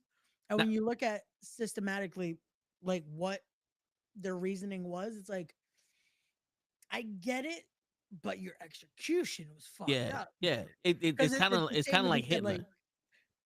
I didn't want to say it, but yeah. Yeah. Because if you look at what he technically was doing, he was the reasoning. Yeah. It was like, it made sense. But then it's like, but you're fucked up. Yeah. Like, and then when you, so and then the thing is real quick, right then I got to do this to save Ray. Yeah. Because I guarantee you, nobody's been watching the History Channel. Nobody remembers this from school. No, yeah, no one's gonna remember. And what you just said sounds bananas. Kind of, kind of. Like, So, all right, I get it. Yeah, this is what happened. That's why I didn't want to say what I But said. the nuance. Like, yeah, but I'm gonna help you out here. Yeah, please Right? remember nuance and context. And this context only. Germany had started problems with the Archduke of Austria, and that started World War I. They got fucking destroyed, and they got heavily sanctioned, and it crippled Germany. Yeah, because they had to pay the Treaty of Versailles. Yeah. So I can't remember how to pronounce it. I was trying to look it up, and I'm like, in regards to German pride, yes, Hitler's original plan, context here, original plan, right, was to put Germany back on as a superpower and to reinstill pride. Yes, because he had lived through World War One and just the absolute shellacking of Germany in the war, financially, politically, and in the world standing. That's the baseline of where he started. Everything else from then up was fucking all hell and How- shit, and he deserved. I'm upset if he actually did kill himself because he deserved somebody else putting the bullet in his Yes, head. agreed. Agreed. But to save Ray, That's why I was like, I didn't want to mention Hitler because I'm like, it's gonna sound very like, wait, no. Again, the original ideology or mindset made sense till he started acting on everything else. So yeah, because what essentially happened is he had that, but then he literally was like, "Yo, these people in the English and the French killed us this way. The the Italians did some other shit. yeah, The Gypsies did this shit."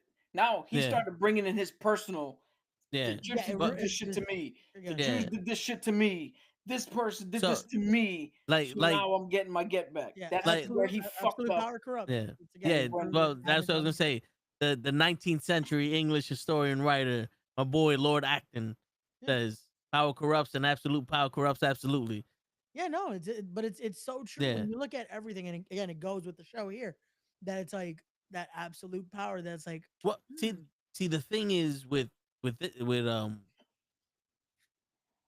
Star Wars, it's kind of like that, but I was gonna say Putin, fucking Palpatine yeah, was just straight out looking for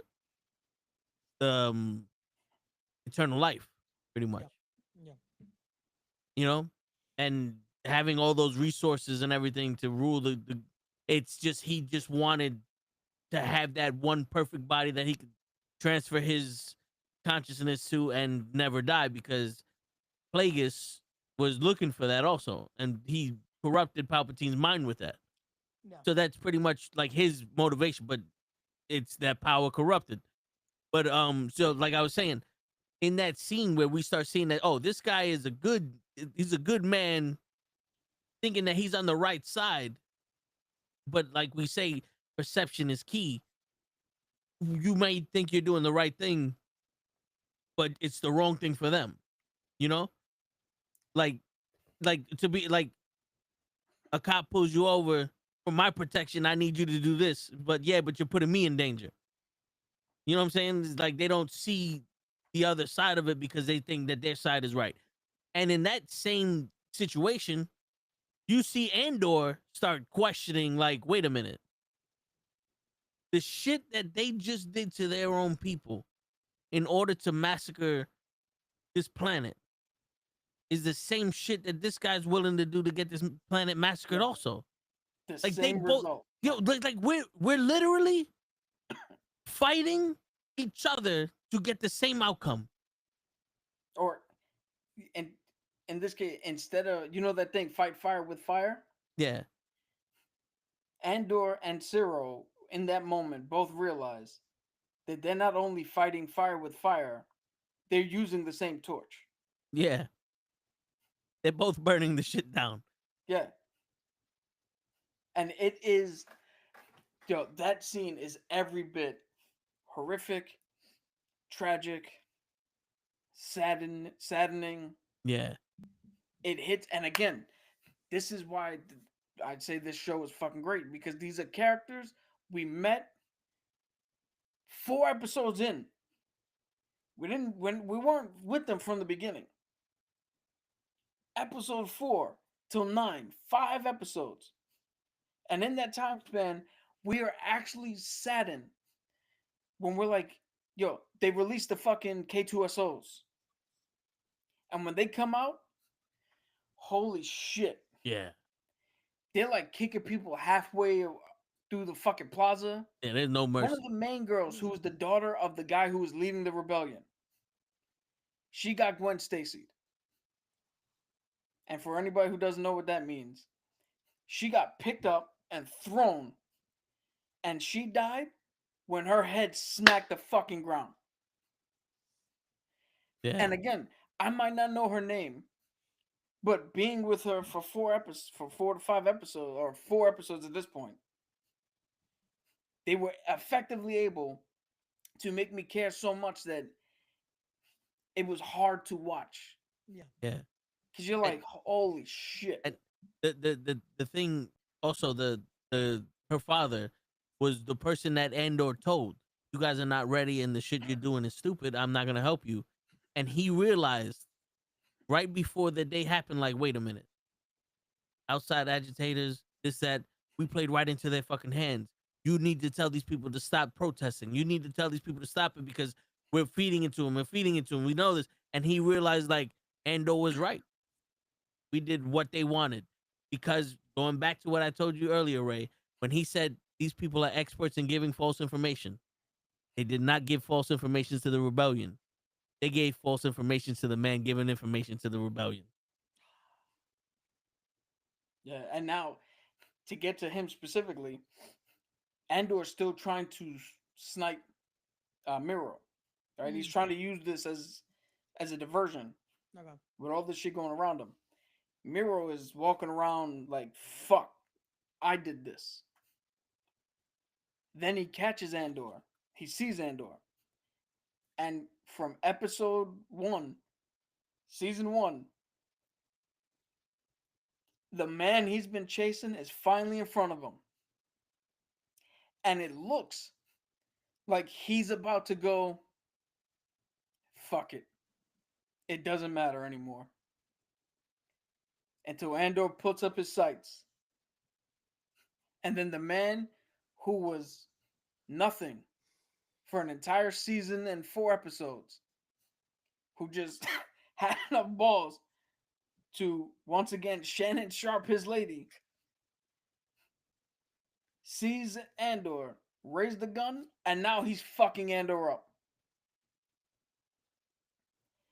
And now we see what we see something that is the saddest moment for him, because they literally have M. Bison Chung Lee moment where Ciro's like, yo, I finally got you. And Andor, who's fighting this dude, is like, who the fuck are you? Because he doesn't know this is the dude who's been chasing him. Yeah. And he's got Andor dead to rights. And Andor's brother-in-law, for lack of a better term of knowing who he is. No, it was the old man. Huh? It was the old Was man. it the old man? Yeah. Oh, I thought it was the brother-in-law. So the leader of the rebellion Got it.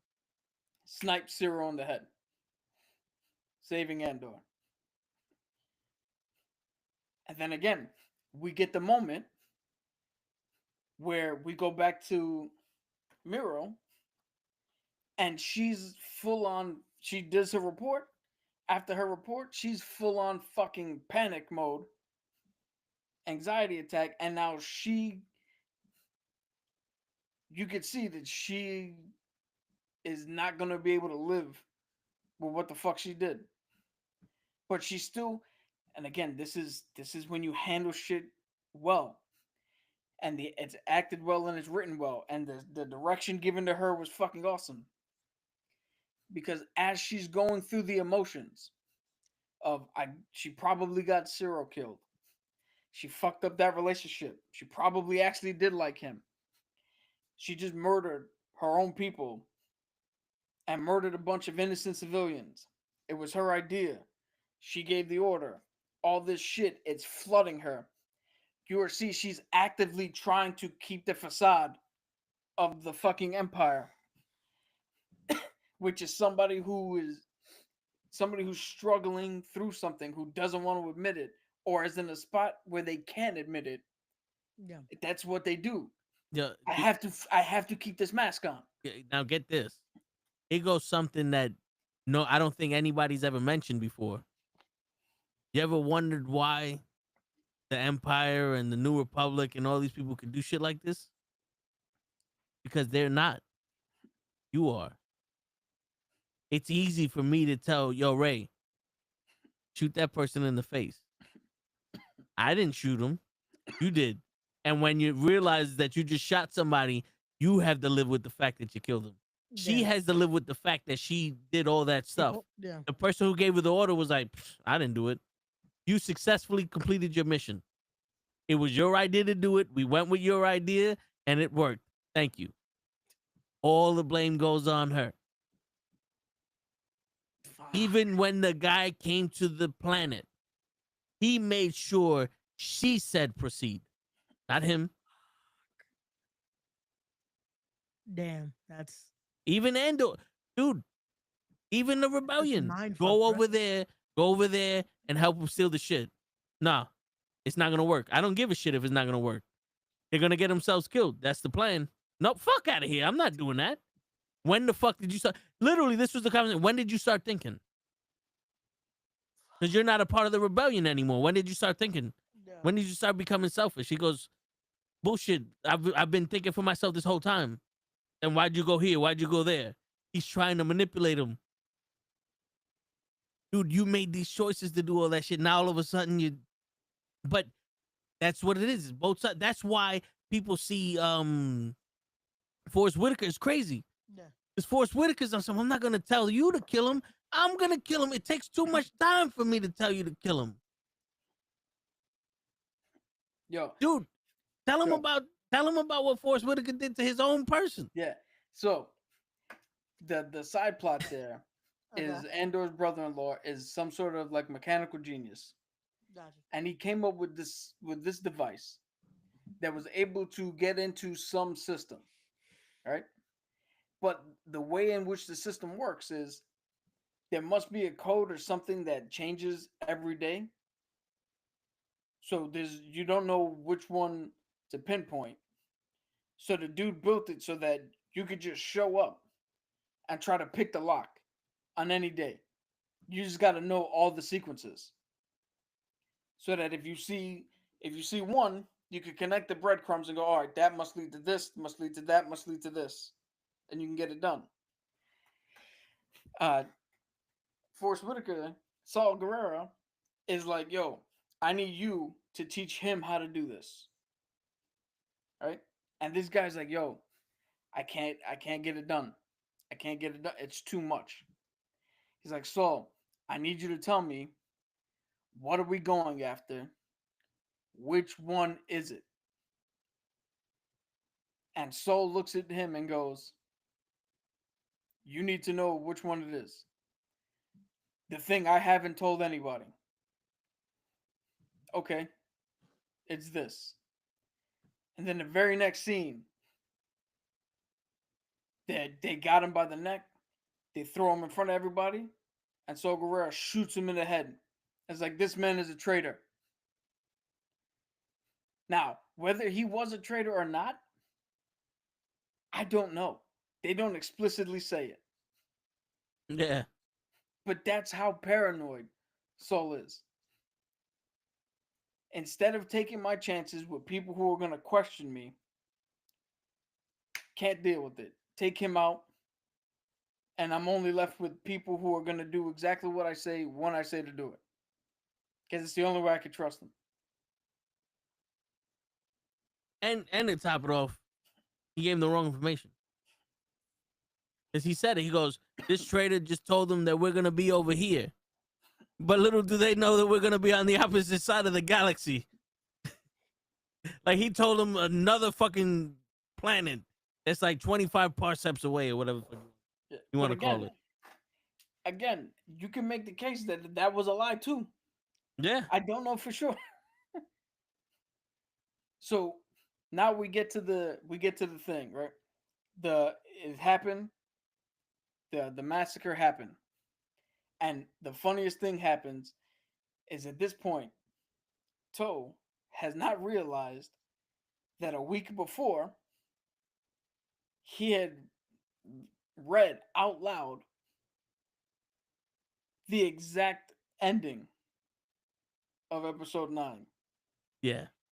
And I'm watching him the whole time looking at him like, do you not know? And I mentioned it a few times and I was like, nah, I'll tell you after. Because I was waiting to see if he was going to put together that the man who hates spoilers, Spoiled it for himself. said it live on air a week before they even put those episodes out. But go ahead, explain what happens in episode 9 since you spoiled it for everybody 2 weeks ago. Yeah. So episode 9, Mothma. Does it say Mothra's on the show?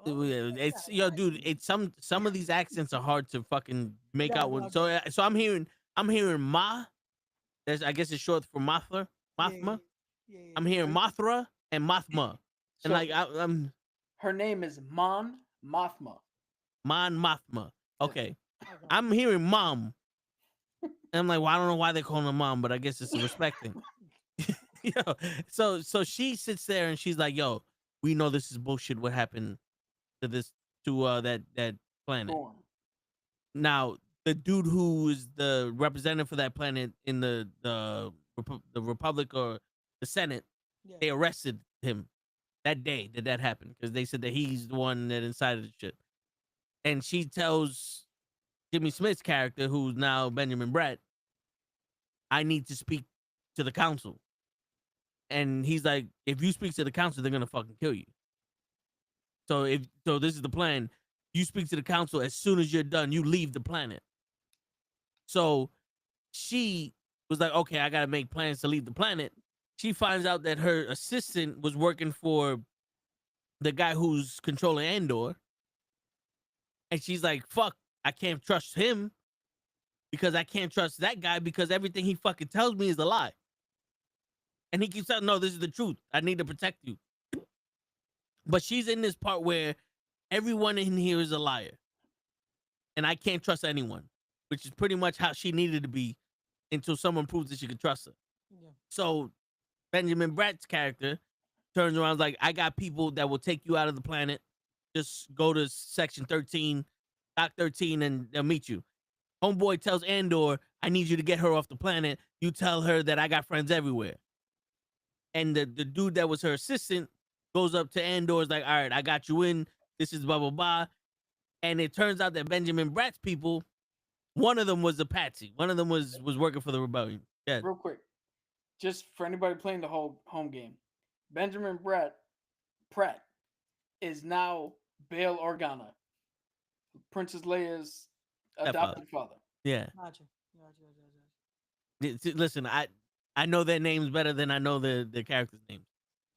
And so she goes there, and what wasn't mentioned during the massacre, Andor's wife's brother, he fell in love with a woman there on that planet. She was on the CB radio trying to get out to the rest of the galaxy that if you still believe in truth, you would know that these people are attacking us. They're massacring us. Gotcha. Believe in truth. Don't let truth die. Putting that out there. So part of Mon's fucking speech was, the truth is the Empire did this to them. And this was a massacre like the massacre that happened before. And we can't let this shit happen.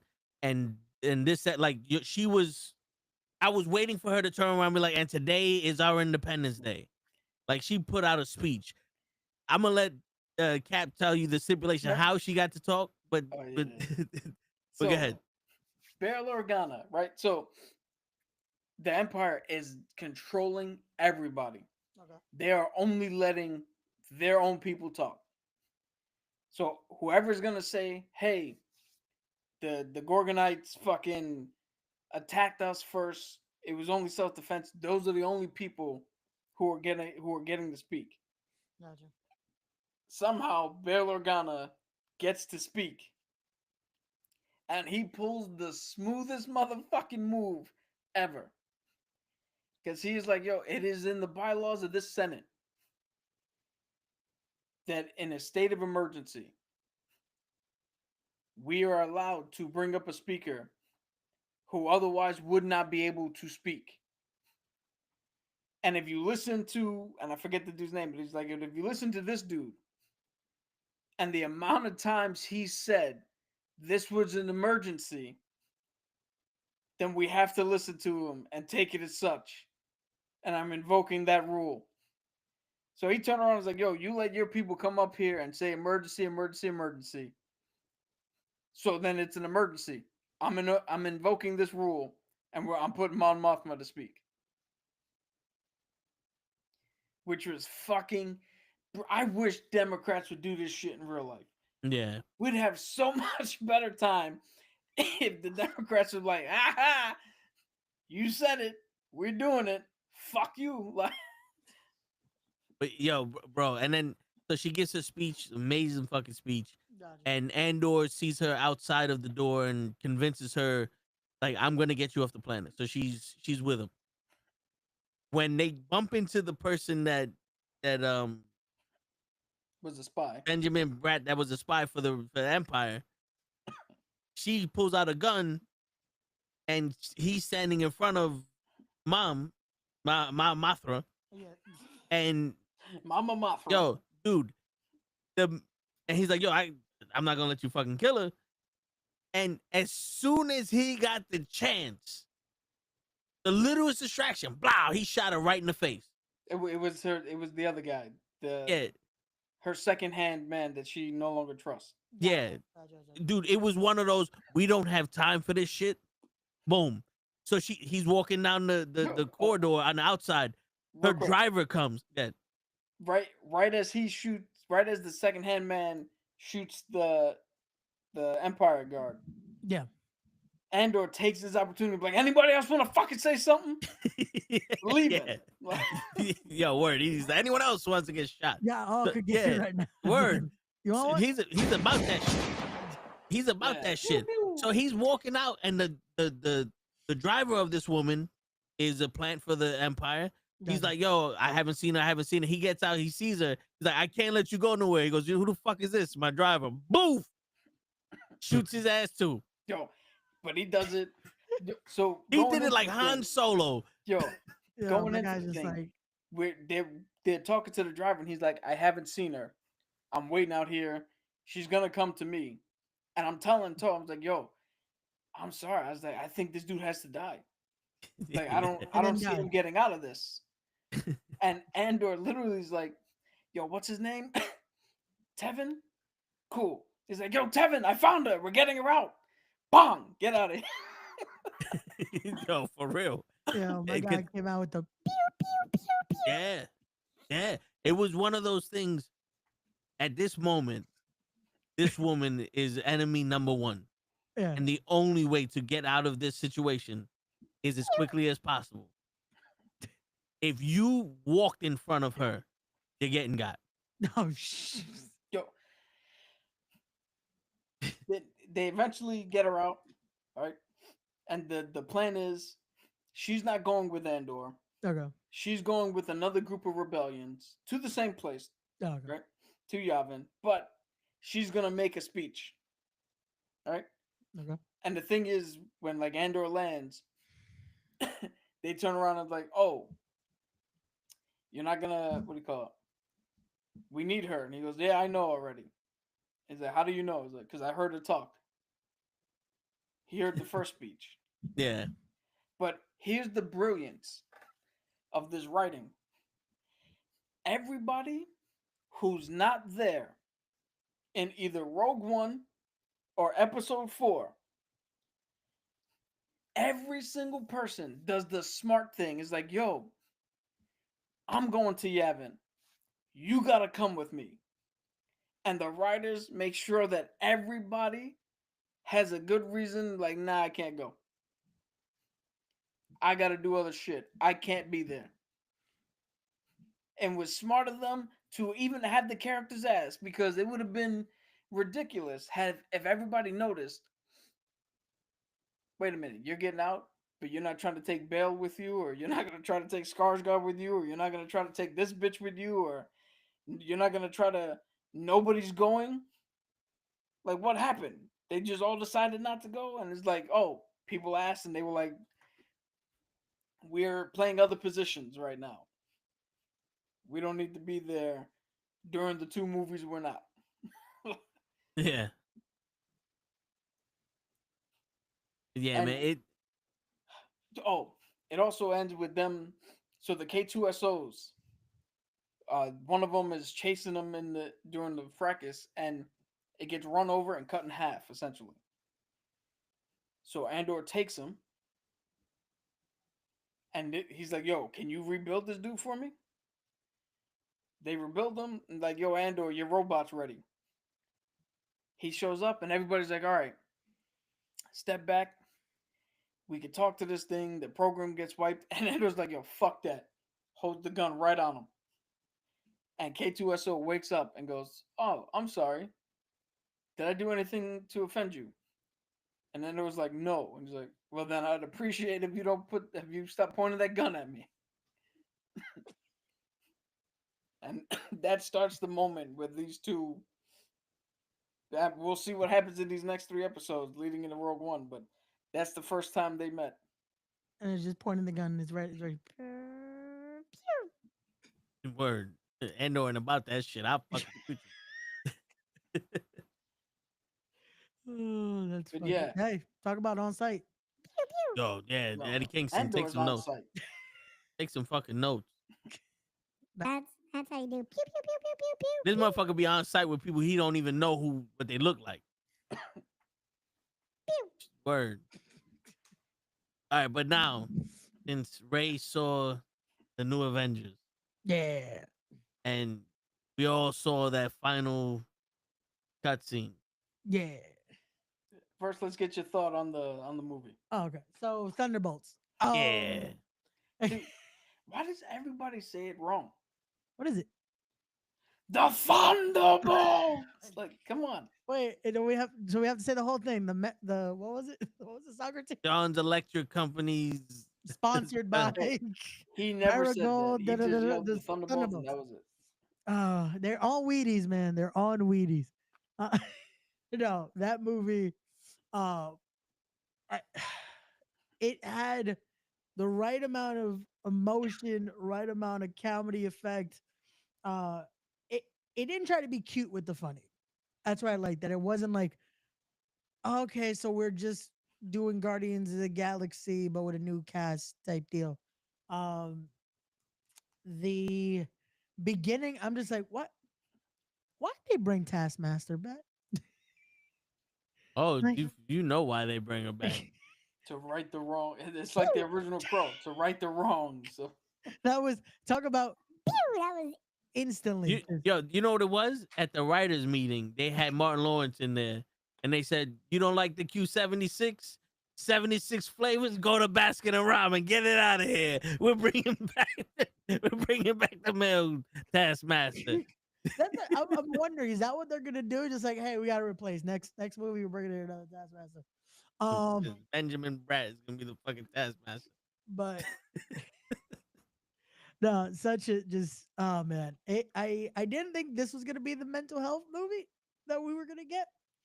But fuck, if you ever dealt with fucking depression and dealing with that type of mentality, it's just like you feel this movie. But also Bob fucking stole the show. I love Bob. Also, I can't see Glenn playing Bob. Stephen Glenn? Yeah, I can't see Yo, I can't see him being Bob. because again, we were talking about this with Robert Downey and Doom. Yeah. He's a little too charismatic. Yeah. But this worked. This worked. I like this portrayal of Century. The Yelena just I liked her finally being vulnerable for a moment and having that moment of just breaking, like I was alone. Like just having that moment of like, just she lost her sister, having all that, dealing with all that. But yeah, it's a really good movie. It's one of those I was like, okay, this is one of those I'm gonna have to get when it comes out on 4K and just actually keep rewatching again and again because it was really good. But the end credit scenes, which they teased that one of them, which we know which one it was gonna be the longest that they've put out. Yeah, it was 2 minutes or something. Did it feel like a longer scene? To me, it just felt like the same that we usually get. I was like, No, okay. that definitely was a complete. Was it? Oh, they spent like 30 seconds arguing about how to not only copyright, orient the satellite, but to get the imagery up. Yeah, but then the Yeah, I think it copyright. was like 2 minutes and 45 seconds or something like that. Okay. When most scenes are just like they would have went and said, "Yo, there's something in the atmosphere. Pull it up," and then they would have Boom. shown, Yeah, you yeah, know, yeah. here they also talked about the fucking Avengers copyright that Sam Wilson's mad that they fucking got. You know, they're fucking also Dealing with that Bob can't become uh, void and all that. yeah, you Well, know, it's not that he can't. It's he doesn't remember.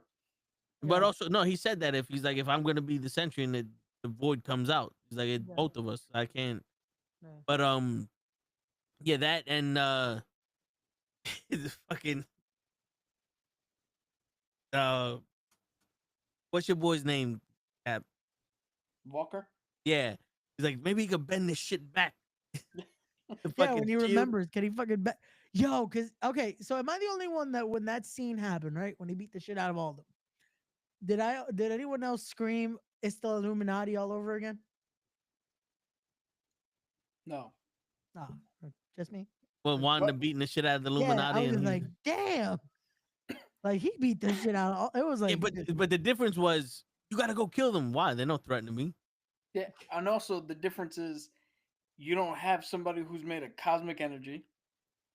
You don't have an actual super soldier. You don't have the smartest man alive. You don't have somebody who could talk your ear off. Like, I know. I was just like, it felt like that for 2 seconds. No, It no, was like that, I that was can like see, this shit out of- yo, dude. In my head, I was like, so this is what Superman would look like in the Marvel Basically. universe, and also, I was like, I would love it just a little bit if the Hulk jumped through that window and punched him in the fucking face. I kind of want to see him get punched in the fucking face by the Hulk. Give it to me. Give it to me. Yeah, because it's like Marvel. it's Just like to give me what I scenery. Like just have him be like, You know, something. oh man, but no, dude, um, but to yeah, that yeah. point, the shit with John, yeah, where the whole time you're like, yo, this motherfucker, again, he's being depicted as a piece of shit. He let his family get away from him. He's obsessed over the wrong thing. He was harping on Bob for no fucking reason. But then when push came to shove, who was the second one that was there? Him. Walker. Yeah. Yelena was the one who anchored him. But then who was the one who actually needed to be there also? It was Walker. Yeah. Yo, it was And that without hesitation. that Yeah. line that she gave him hit hard. She's like, well, we already know you're a piece of shit. Your family knows it too. It was like, that hurt because it's like, come on, that was like, fuck. You want to talk about a low blow? yeah, that was like, That was God one of those. That was one of damn. those. If he responded back, bitch, I get it. Yo, that's what I call the Lorena Bobbitt. She Oh, didn't yeah. kick him in the dick. She Yeah. cut it off and threw it in a cornfield somewhere. Yo, that Word. was like, oh, that's fucked up. And That's fucked. I'm kind of low key upset. The whole discussion about the hat. Oh, if you like the hat, then the hat is cool. Like, fuck out of here. Fucking mask and a helmet. America, goddammit. It was to make the conversation even more just like Yeah. corny because it's like, so what do you got? You got this? Yeah, I got this. I gun. know, Like, it's- but you gotta make fun of everything everything I like. I appreciated the Guardian go, which serum did you get? Hydra. Oh, Hydra, you got the fancy shit. It's practically the same thing they gave me in Russia. no, yeah, man. Yo, what low key was funny was I mean, we're rehashing this, but only because Ray's here. Sorry. Yeah. The emphasis that both Yelena and Guardian put on the girl just took a shit in the middle of the field. It was great. and I brought it up with Toe, and I'll bring it up with you now, Ray. In your head canon, did the girl shit her pants in the middle of the field? Or did she take her pants down and literally shit in the middle of the field? Like she In squatted your up. head canon, which one is it? I'm thinking she shit in her pants. The pressure was too much for The her. pressure was too much. It was like, just shit. Oh, first you say it, then you do it. Bad. Oh man. Ray, that when's was- the last time you shit in the middle of a field? I can't say I have. I can't say. Well, I can answer this now. Does a family who goes rafting shit in the woods? Yes, because that's where they put the porta potties. Shit. Oh shit. But yeah, all right. So now we see at the end of the movie, Yeah. the portal or whatever breaks through, and it's the Fantastic Four ship. Yeah. Now, my theory behind that is Reed Richards was tampering with something, fucked up, and his backup plan was at least I could get my family out. Okay. Like, I think this is gonna be one of those. You're a piece of shit. You let your whole galaxy die. So yeah, I was gonna say. So we're in agreement. This is probably the Galactus is winning. Yeah. Yeah. So they have to escape. Like this is Plan B, fucking executed. Hey, don't say Plan B around Sue Store. Oh, Yeah, so I mean, in the common Plan attractions, C. Preparation This is H. Preparation H. Where What was movie that is that from, from, Ray? Ray? God damn it! I'll give you a hint, Ray. Just double the disappointment because I'm like, fuck, they both said it. This is a reference. I should have I fucking gi- been I'll prepared. give you a hint, Ray. Okay. This is from the same movie Michael Myers said, "Hey, do I know you?" Man, I didn't like the Austin Power movies. God damn it. Yo, that's gotta be the clip you make. Just me For not the liking first time Austin. ever, we say the same thing at the same time, And I and still then we don't do know. it twice. Oh fuck. Sorry. Sorry. Fucking Ray. Yeah, so I'm also under the assumption that they fail and Galactus wins. Yeah. Yeah. Part of I saw- me. Go ahead. I was gonna say I saw one theory that people were saying it's not them in the ship. That it's Doom fucking stealing their ship and coming. That's how we get fucking. Yeah, again, it's a theory I saw. It's not mine.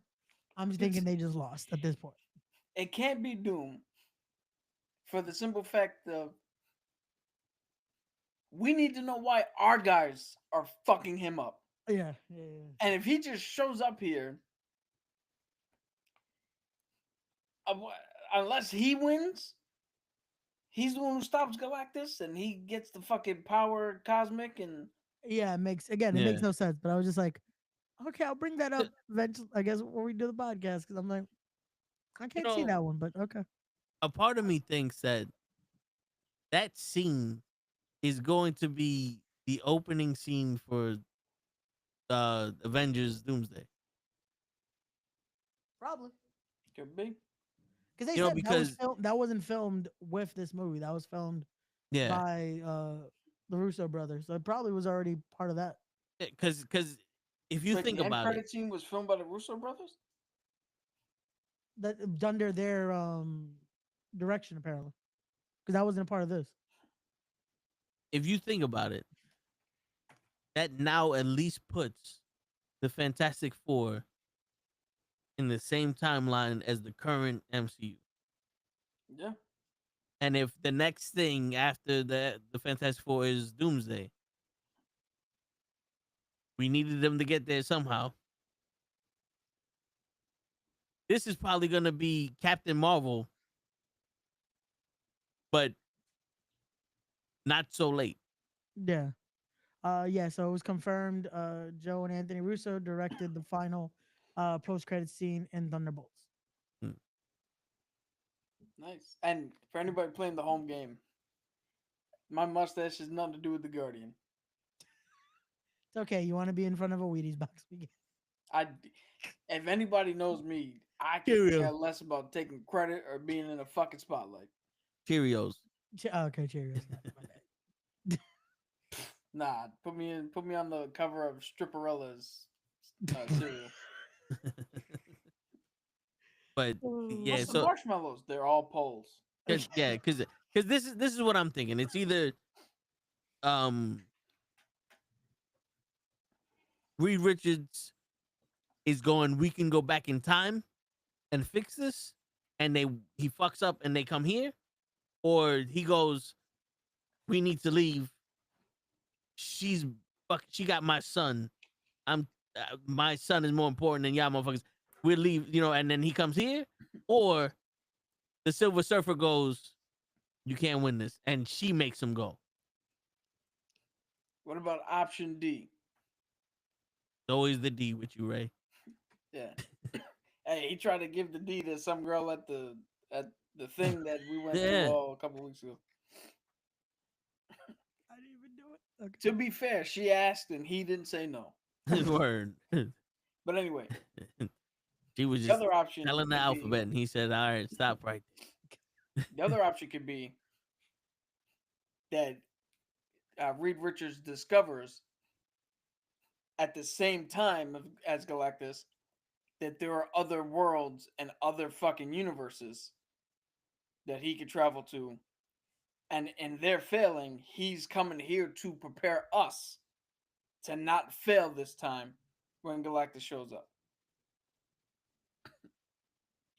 So they're the new Hulk for Thanos. Yeah. Yeah. And this time them two are also gonna turn around like, nah, we'll sit this one out. Yeah, it's like, you know what? We're Yeah. not gonna fight him again. Except Bruce Banner showing up and Hulk not being there, it's literally gonna be Vanessa Kirby, Pedro Pascal, and whoever the other two dudes are. Like,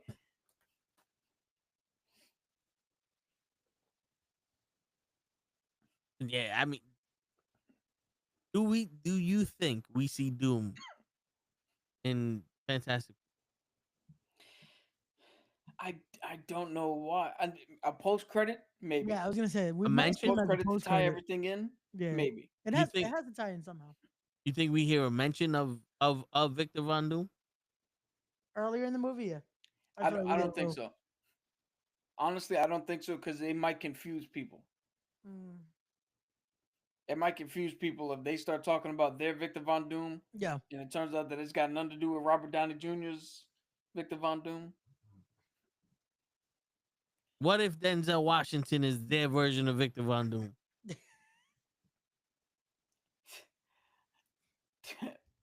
Dude's gonna show up. All right. I see.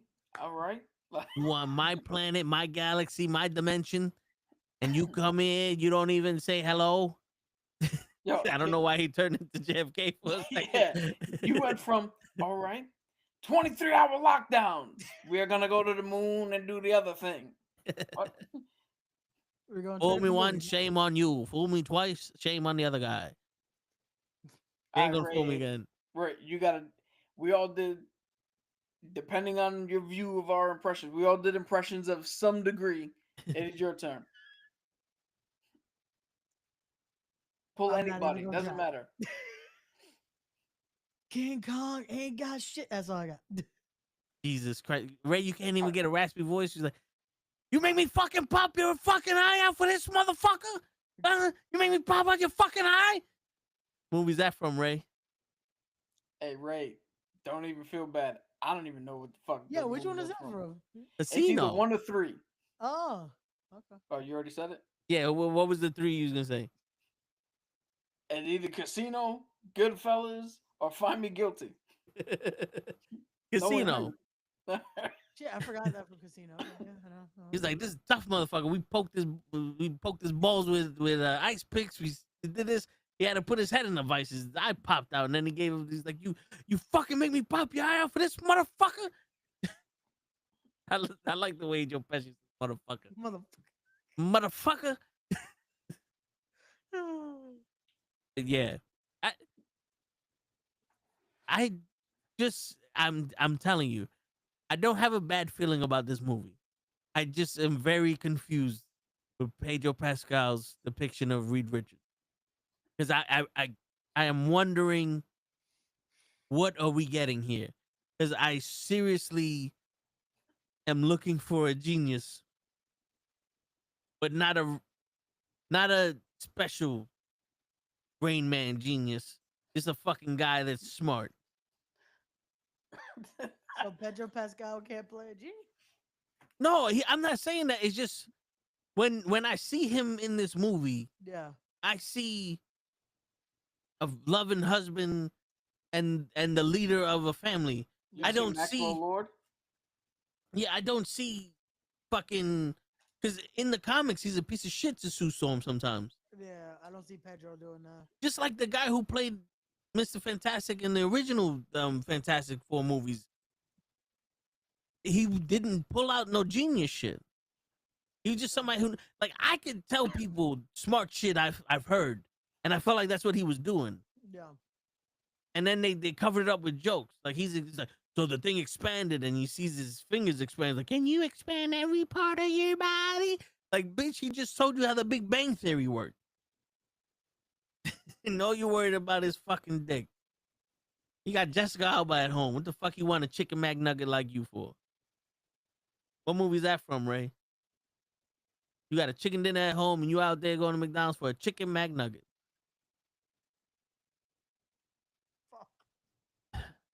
Sinbad said it. Oh, fucking. Oh, wait. Fuck, hold on. Fuck, hold on. Fuck. It's not hold on. No, I know. It's not fuck hold on either. House It's- guest. Huh? Is it house guest? Yes. Okay, cool. Yeah. Because it was either, I don't know why, either fucking first kid or house guest was coming to my head. So I was like, can't be house guest. First kid. You didn't say Right. Take solace in the fact that I was like, that never happened in Jingle All the Way, and that's where I end my fucking knowledge of, No, the names of his bro, movies. I love house guest. Such a You good never show. seen House Guest? No, I've seen it Yeah. where the dude pretended to be the dentist's friend Yeah. And then he got to on. that dude, and all types of shenanigans happened. I've Yeah, seen yeah, it. I just don't know the name of it. Got you. No, you know what it is, bro? Trust me, yeah. It took a while for me to recognize. Oh, that's what that movie's called. Okay, cool. Screw it. Have Terrence Howard be. Imagine. And Terrence Howard needs a jacket. Yo, Terrence Howard is still trying to figure out how 1 + 1 equals infinity times 3. So let him cook. He's fine. He's gonna be okay, man. It's like Just let him say, if man. you had one apple, and you put another apple on the table, how many apples you have? 2 apples. Wrong. You still have the one apple. You didn't lay claim to that second apple. You don't own it. It could be someone else's. Just there's 2 apples on the table. I asked you how many apples you have. This is math. The Corley Gogan's version of math. This is how the banks do it. They don't tell you that. How much money did I spend on the Corley Matters? You spent $200 on groceries. We charged you $1,000. How'd you figure that? Last month you did $200 there, and then you bought a sandwich for $7 and plus the drink. We charged you later, and since we had to charge you later, there's interest in that. You didn't have money when we wanted to charge you, but we didn't charge you. So now you owe us $1,000. That's how math works in the banks. Where is that from? He's made that shit up. Yeah, that's from my Oh, own okay. personal experience with my bank account. I swear to God. I swear, Ray, I swear to God, Ray, I got $2,000 in the bank. I spent $200 on the fucking phone bill. I spent $7 on lunch. I got $93 left. How did this happen to me? It was that New York State law, bro. They finally got you back. Yeah. Yeah, You want to buy that fucking phone? We're gonna keep buying that fucking phone. We're Son of a charging you bitch. for that phone. Every fucking cycle check. That's how the tariffs work. They're charging me for the tariff. Fucking motherfucker, you motherfucker. Son of a bitch. If the Fantastic Four don't have that genius level math, then I'm not gonna be convinced. So here's a question I posed to you guys because I refused to bring it up before because it was gonna be spoilerish because Toe hadn't seen it, but now that he's seen the trailer, it's in the trailer, so we can talk about it. Is anybody else? And I think I might have brought this up to you, and we had Toe leave, but now that he's here, is anybody else concerned about the timing in which we get that scene where Sue Storm says she's pregnant. Because if she has to go out there and fight Galactus pregnant, Hmm. even I if feel it's like in that the might early be later. stages, Yeah. how, yeah, if anybody's a doctor, is that gonna be okay? I feel What- like that scene that when we find out she's pregnant has to be later in the movie.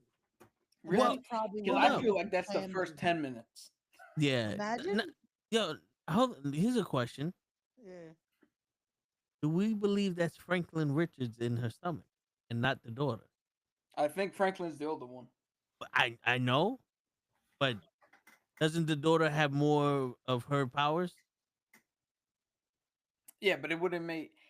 I mean, why would you rewrite? And again, I'm not this type of guy. I don't give a shit normally. But why would you make the Silver Surfer a female, and then their first child a female? Well, because what if she's pregnant, she fights the Silver Surfer, and the Silver Surfer's cosmic energy goes into the baby? Because aren't they saying that Franklin Richards is the smartest being in the world, but isn't her daughter like one of the most powerful fucking beings or some shit? I don't know. They don't harp on her too much. Everything's about Franklin. From my knowledge of the Fantastic Four. But it would only make sense to bring him in now. Because he's the one who saves her. Well, because you're doing Secret Wars.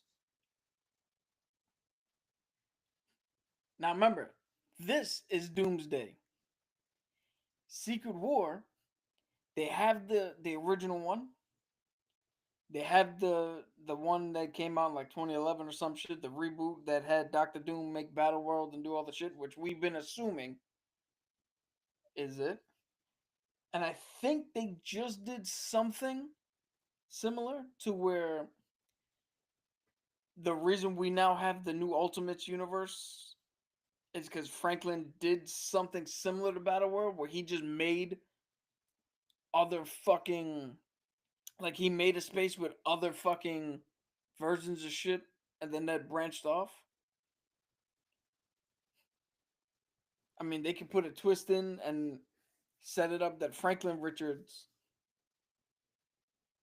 is the real big bad of that movie because of his ability to just remake reality and shit. Like, That could work.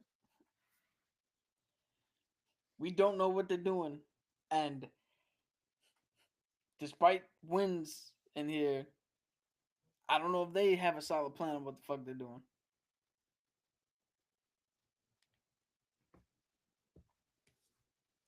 Do you see this being something that wipes all of reality and it's kind of like the next phase is the Ultimates? Where No. it's like, where the characters that we know are gone, but now there's versions of the new characters. So it could be that Vic Mackey is still Sam Wilson, but the Sam Wilson he's portraying is a different version. He got back to being the Falcon, and there's a Yeah, new white boy who's yeah, Captain America. and it's like the X-Men are now the main crux, the main I don't see thing. that now. I possibly see that after Doom. I down the line Because I when think when they run out of people to, when people can no longer play these characters and they're still trying to turn out these movies, yeah, then they can be like, well, now Marvel's Ultimates yeah. and recast everybody without anybody throwing a hissy fit because this is not your mom's fucking Tony Storm, or whatever the fuck. And we could finally get and what Superman, the real Superman's name? Clark Kent, No, the guy Henry who Cavill. Henry Cavill is Spider-Man. Yo, Ray, you mock, you laugh, but what if he's Kane?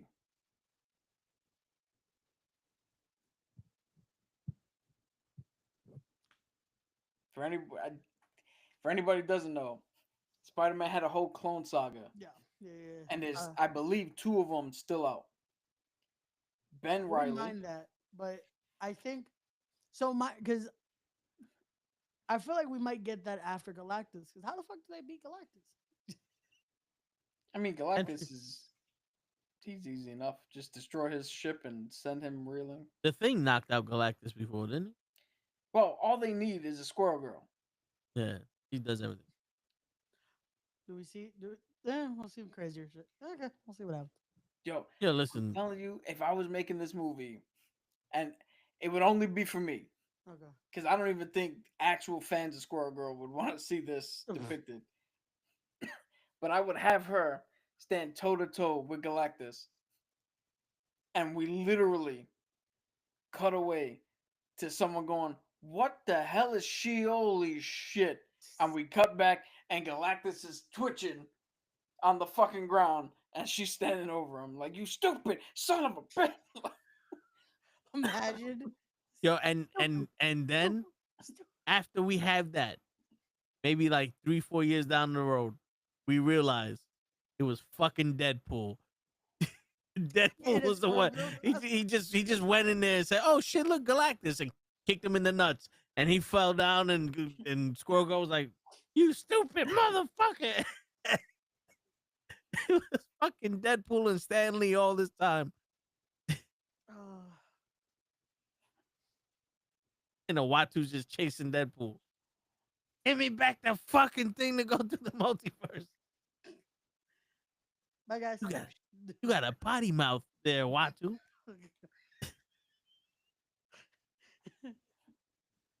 Shit.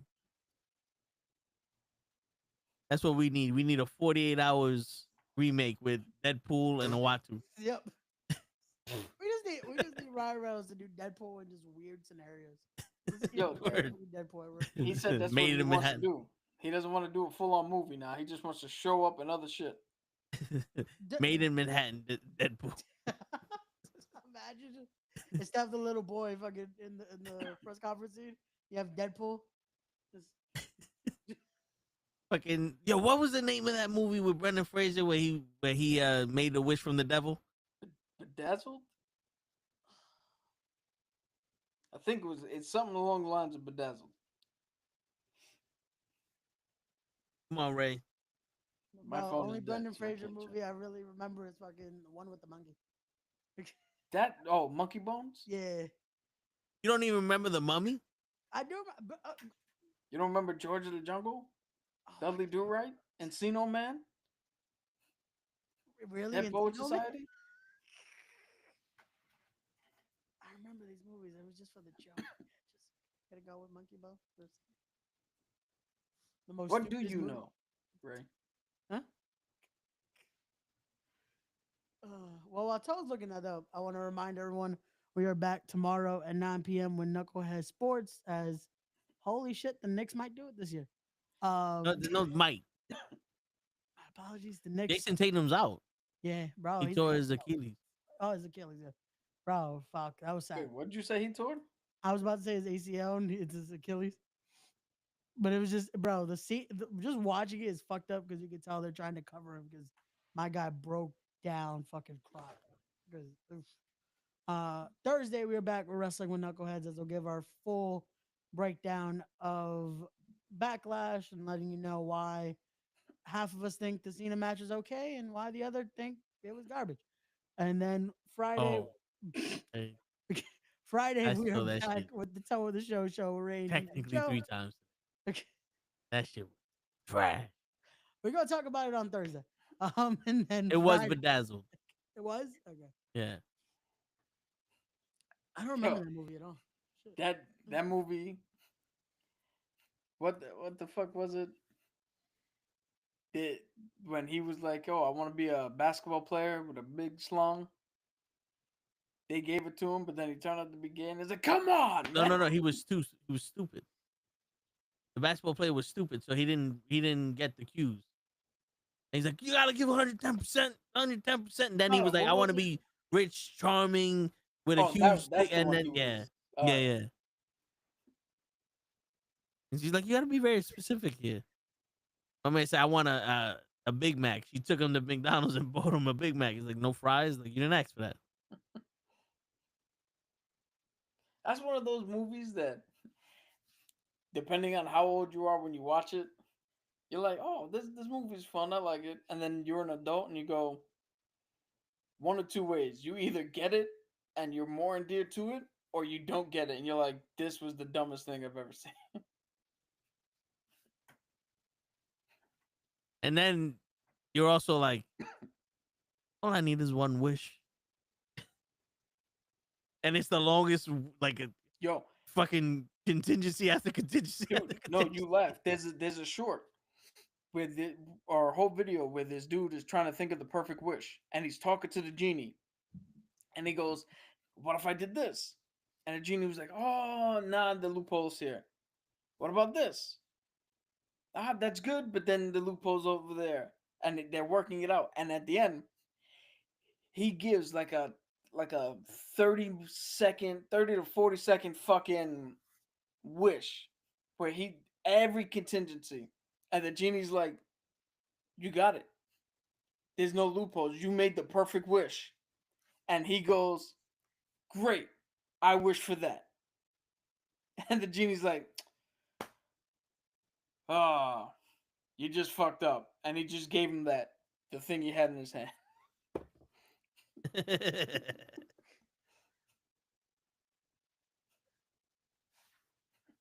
Motherfuckers.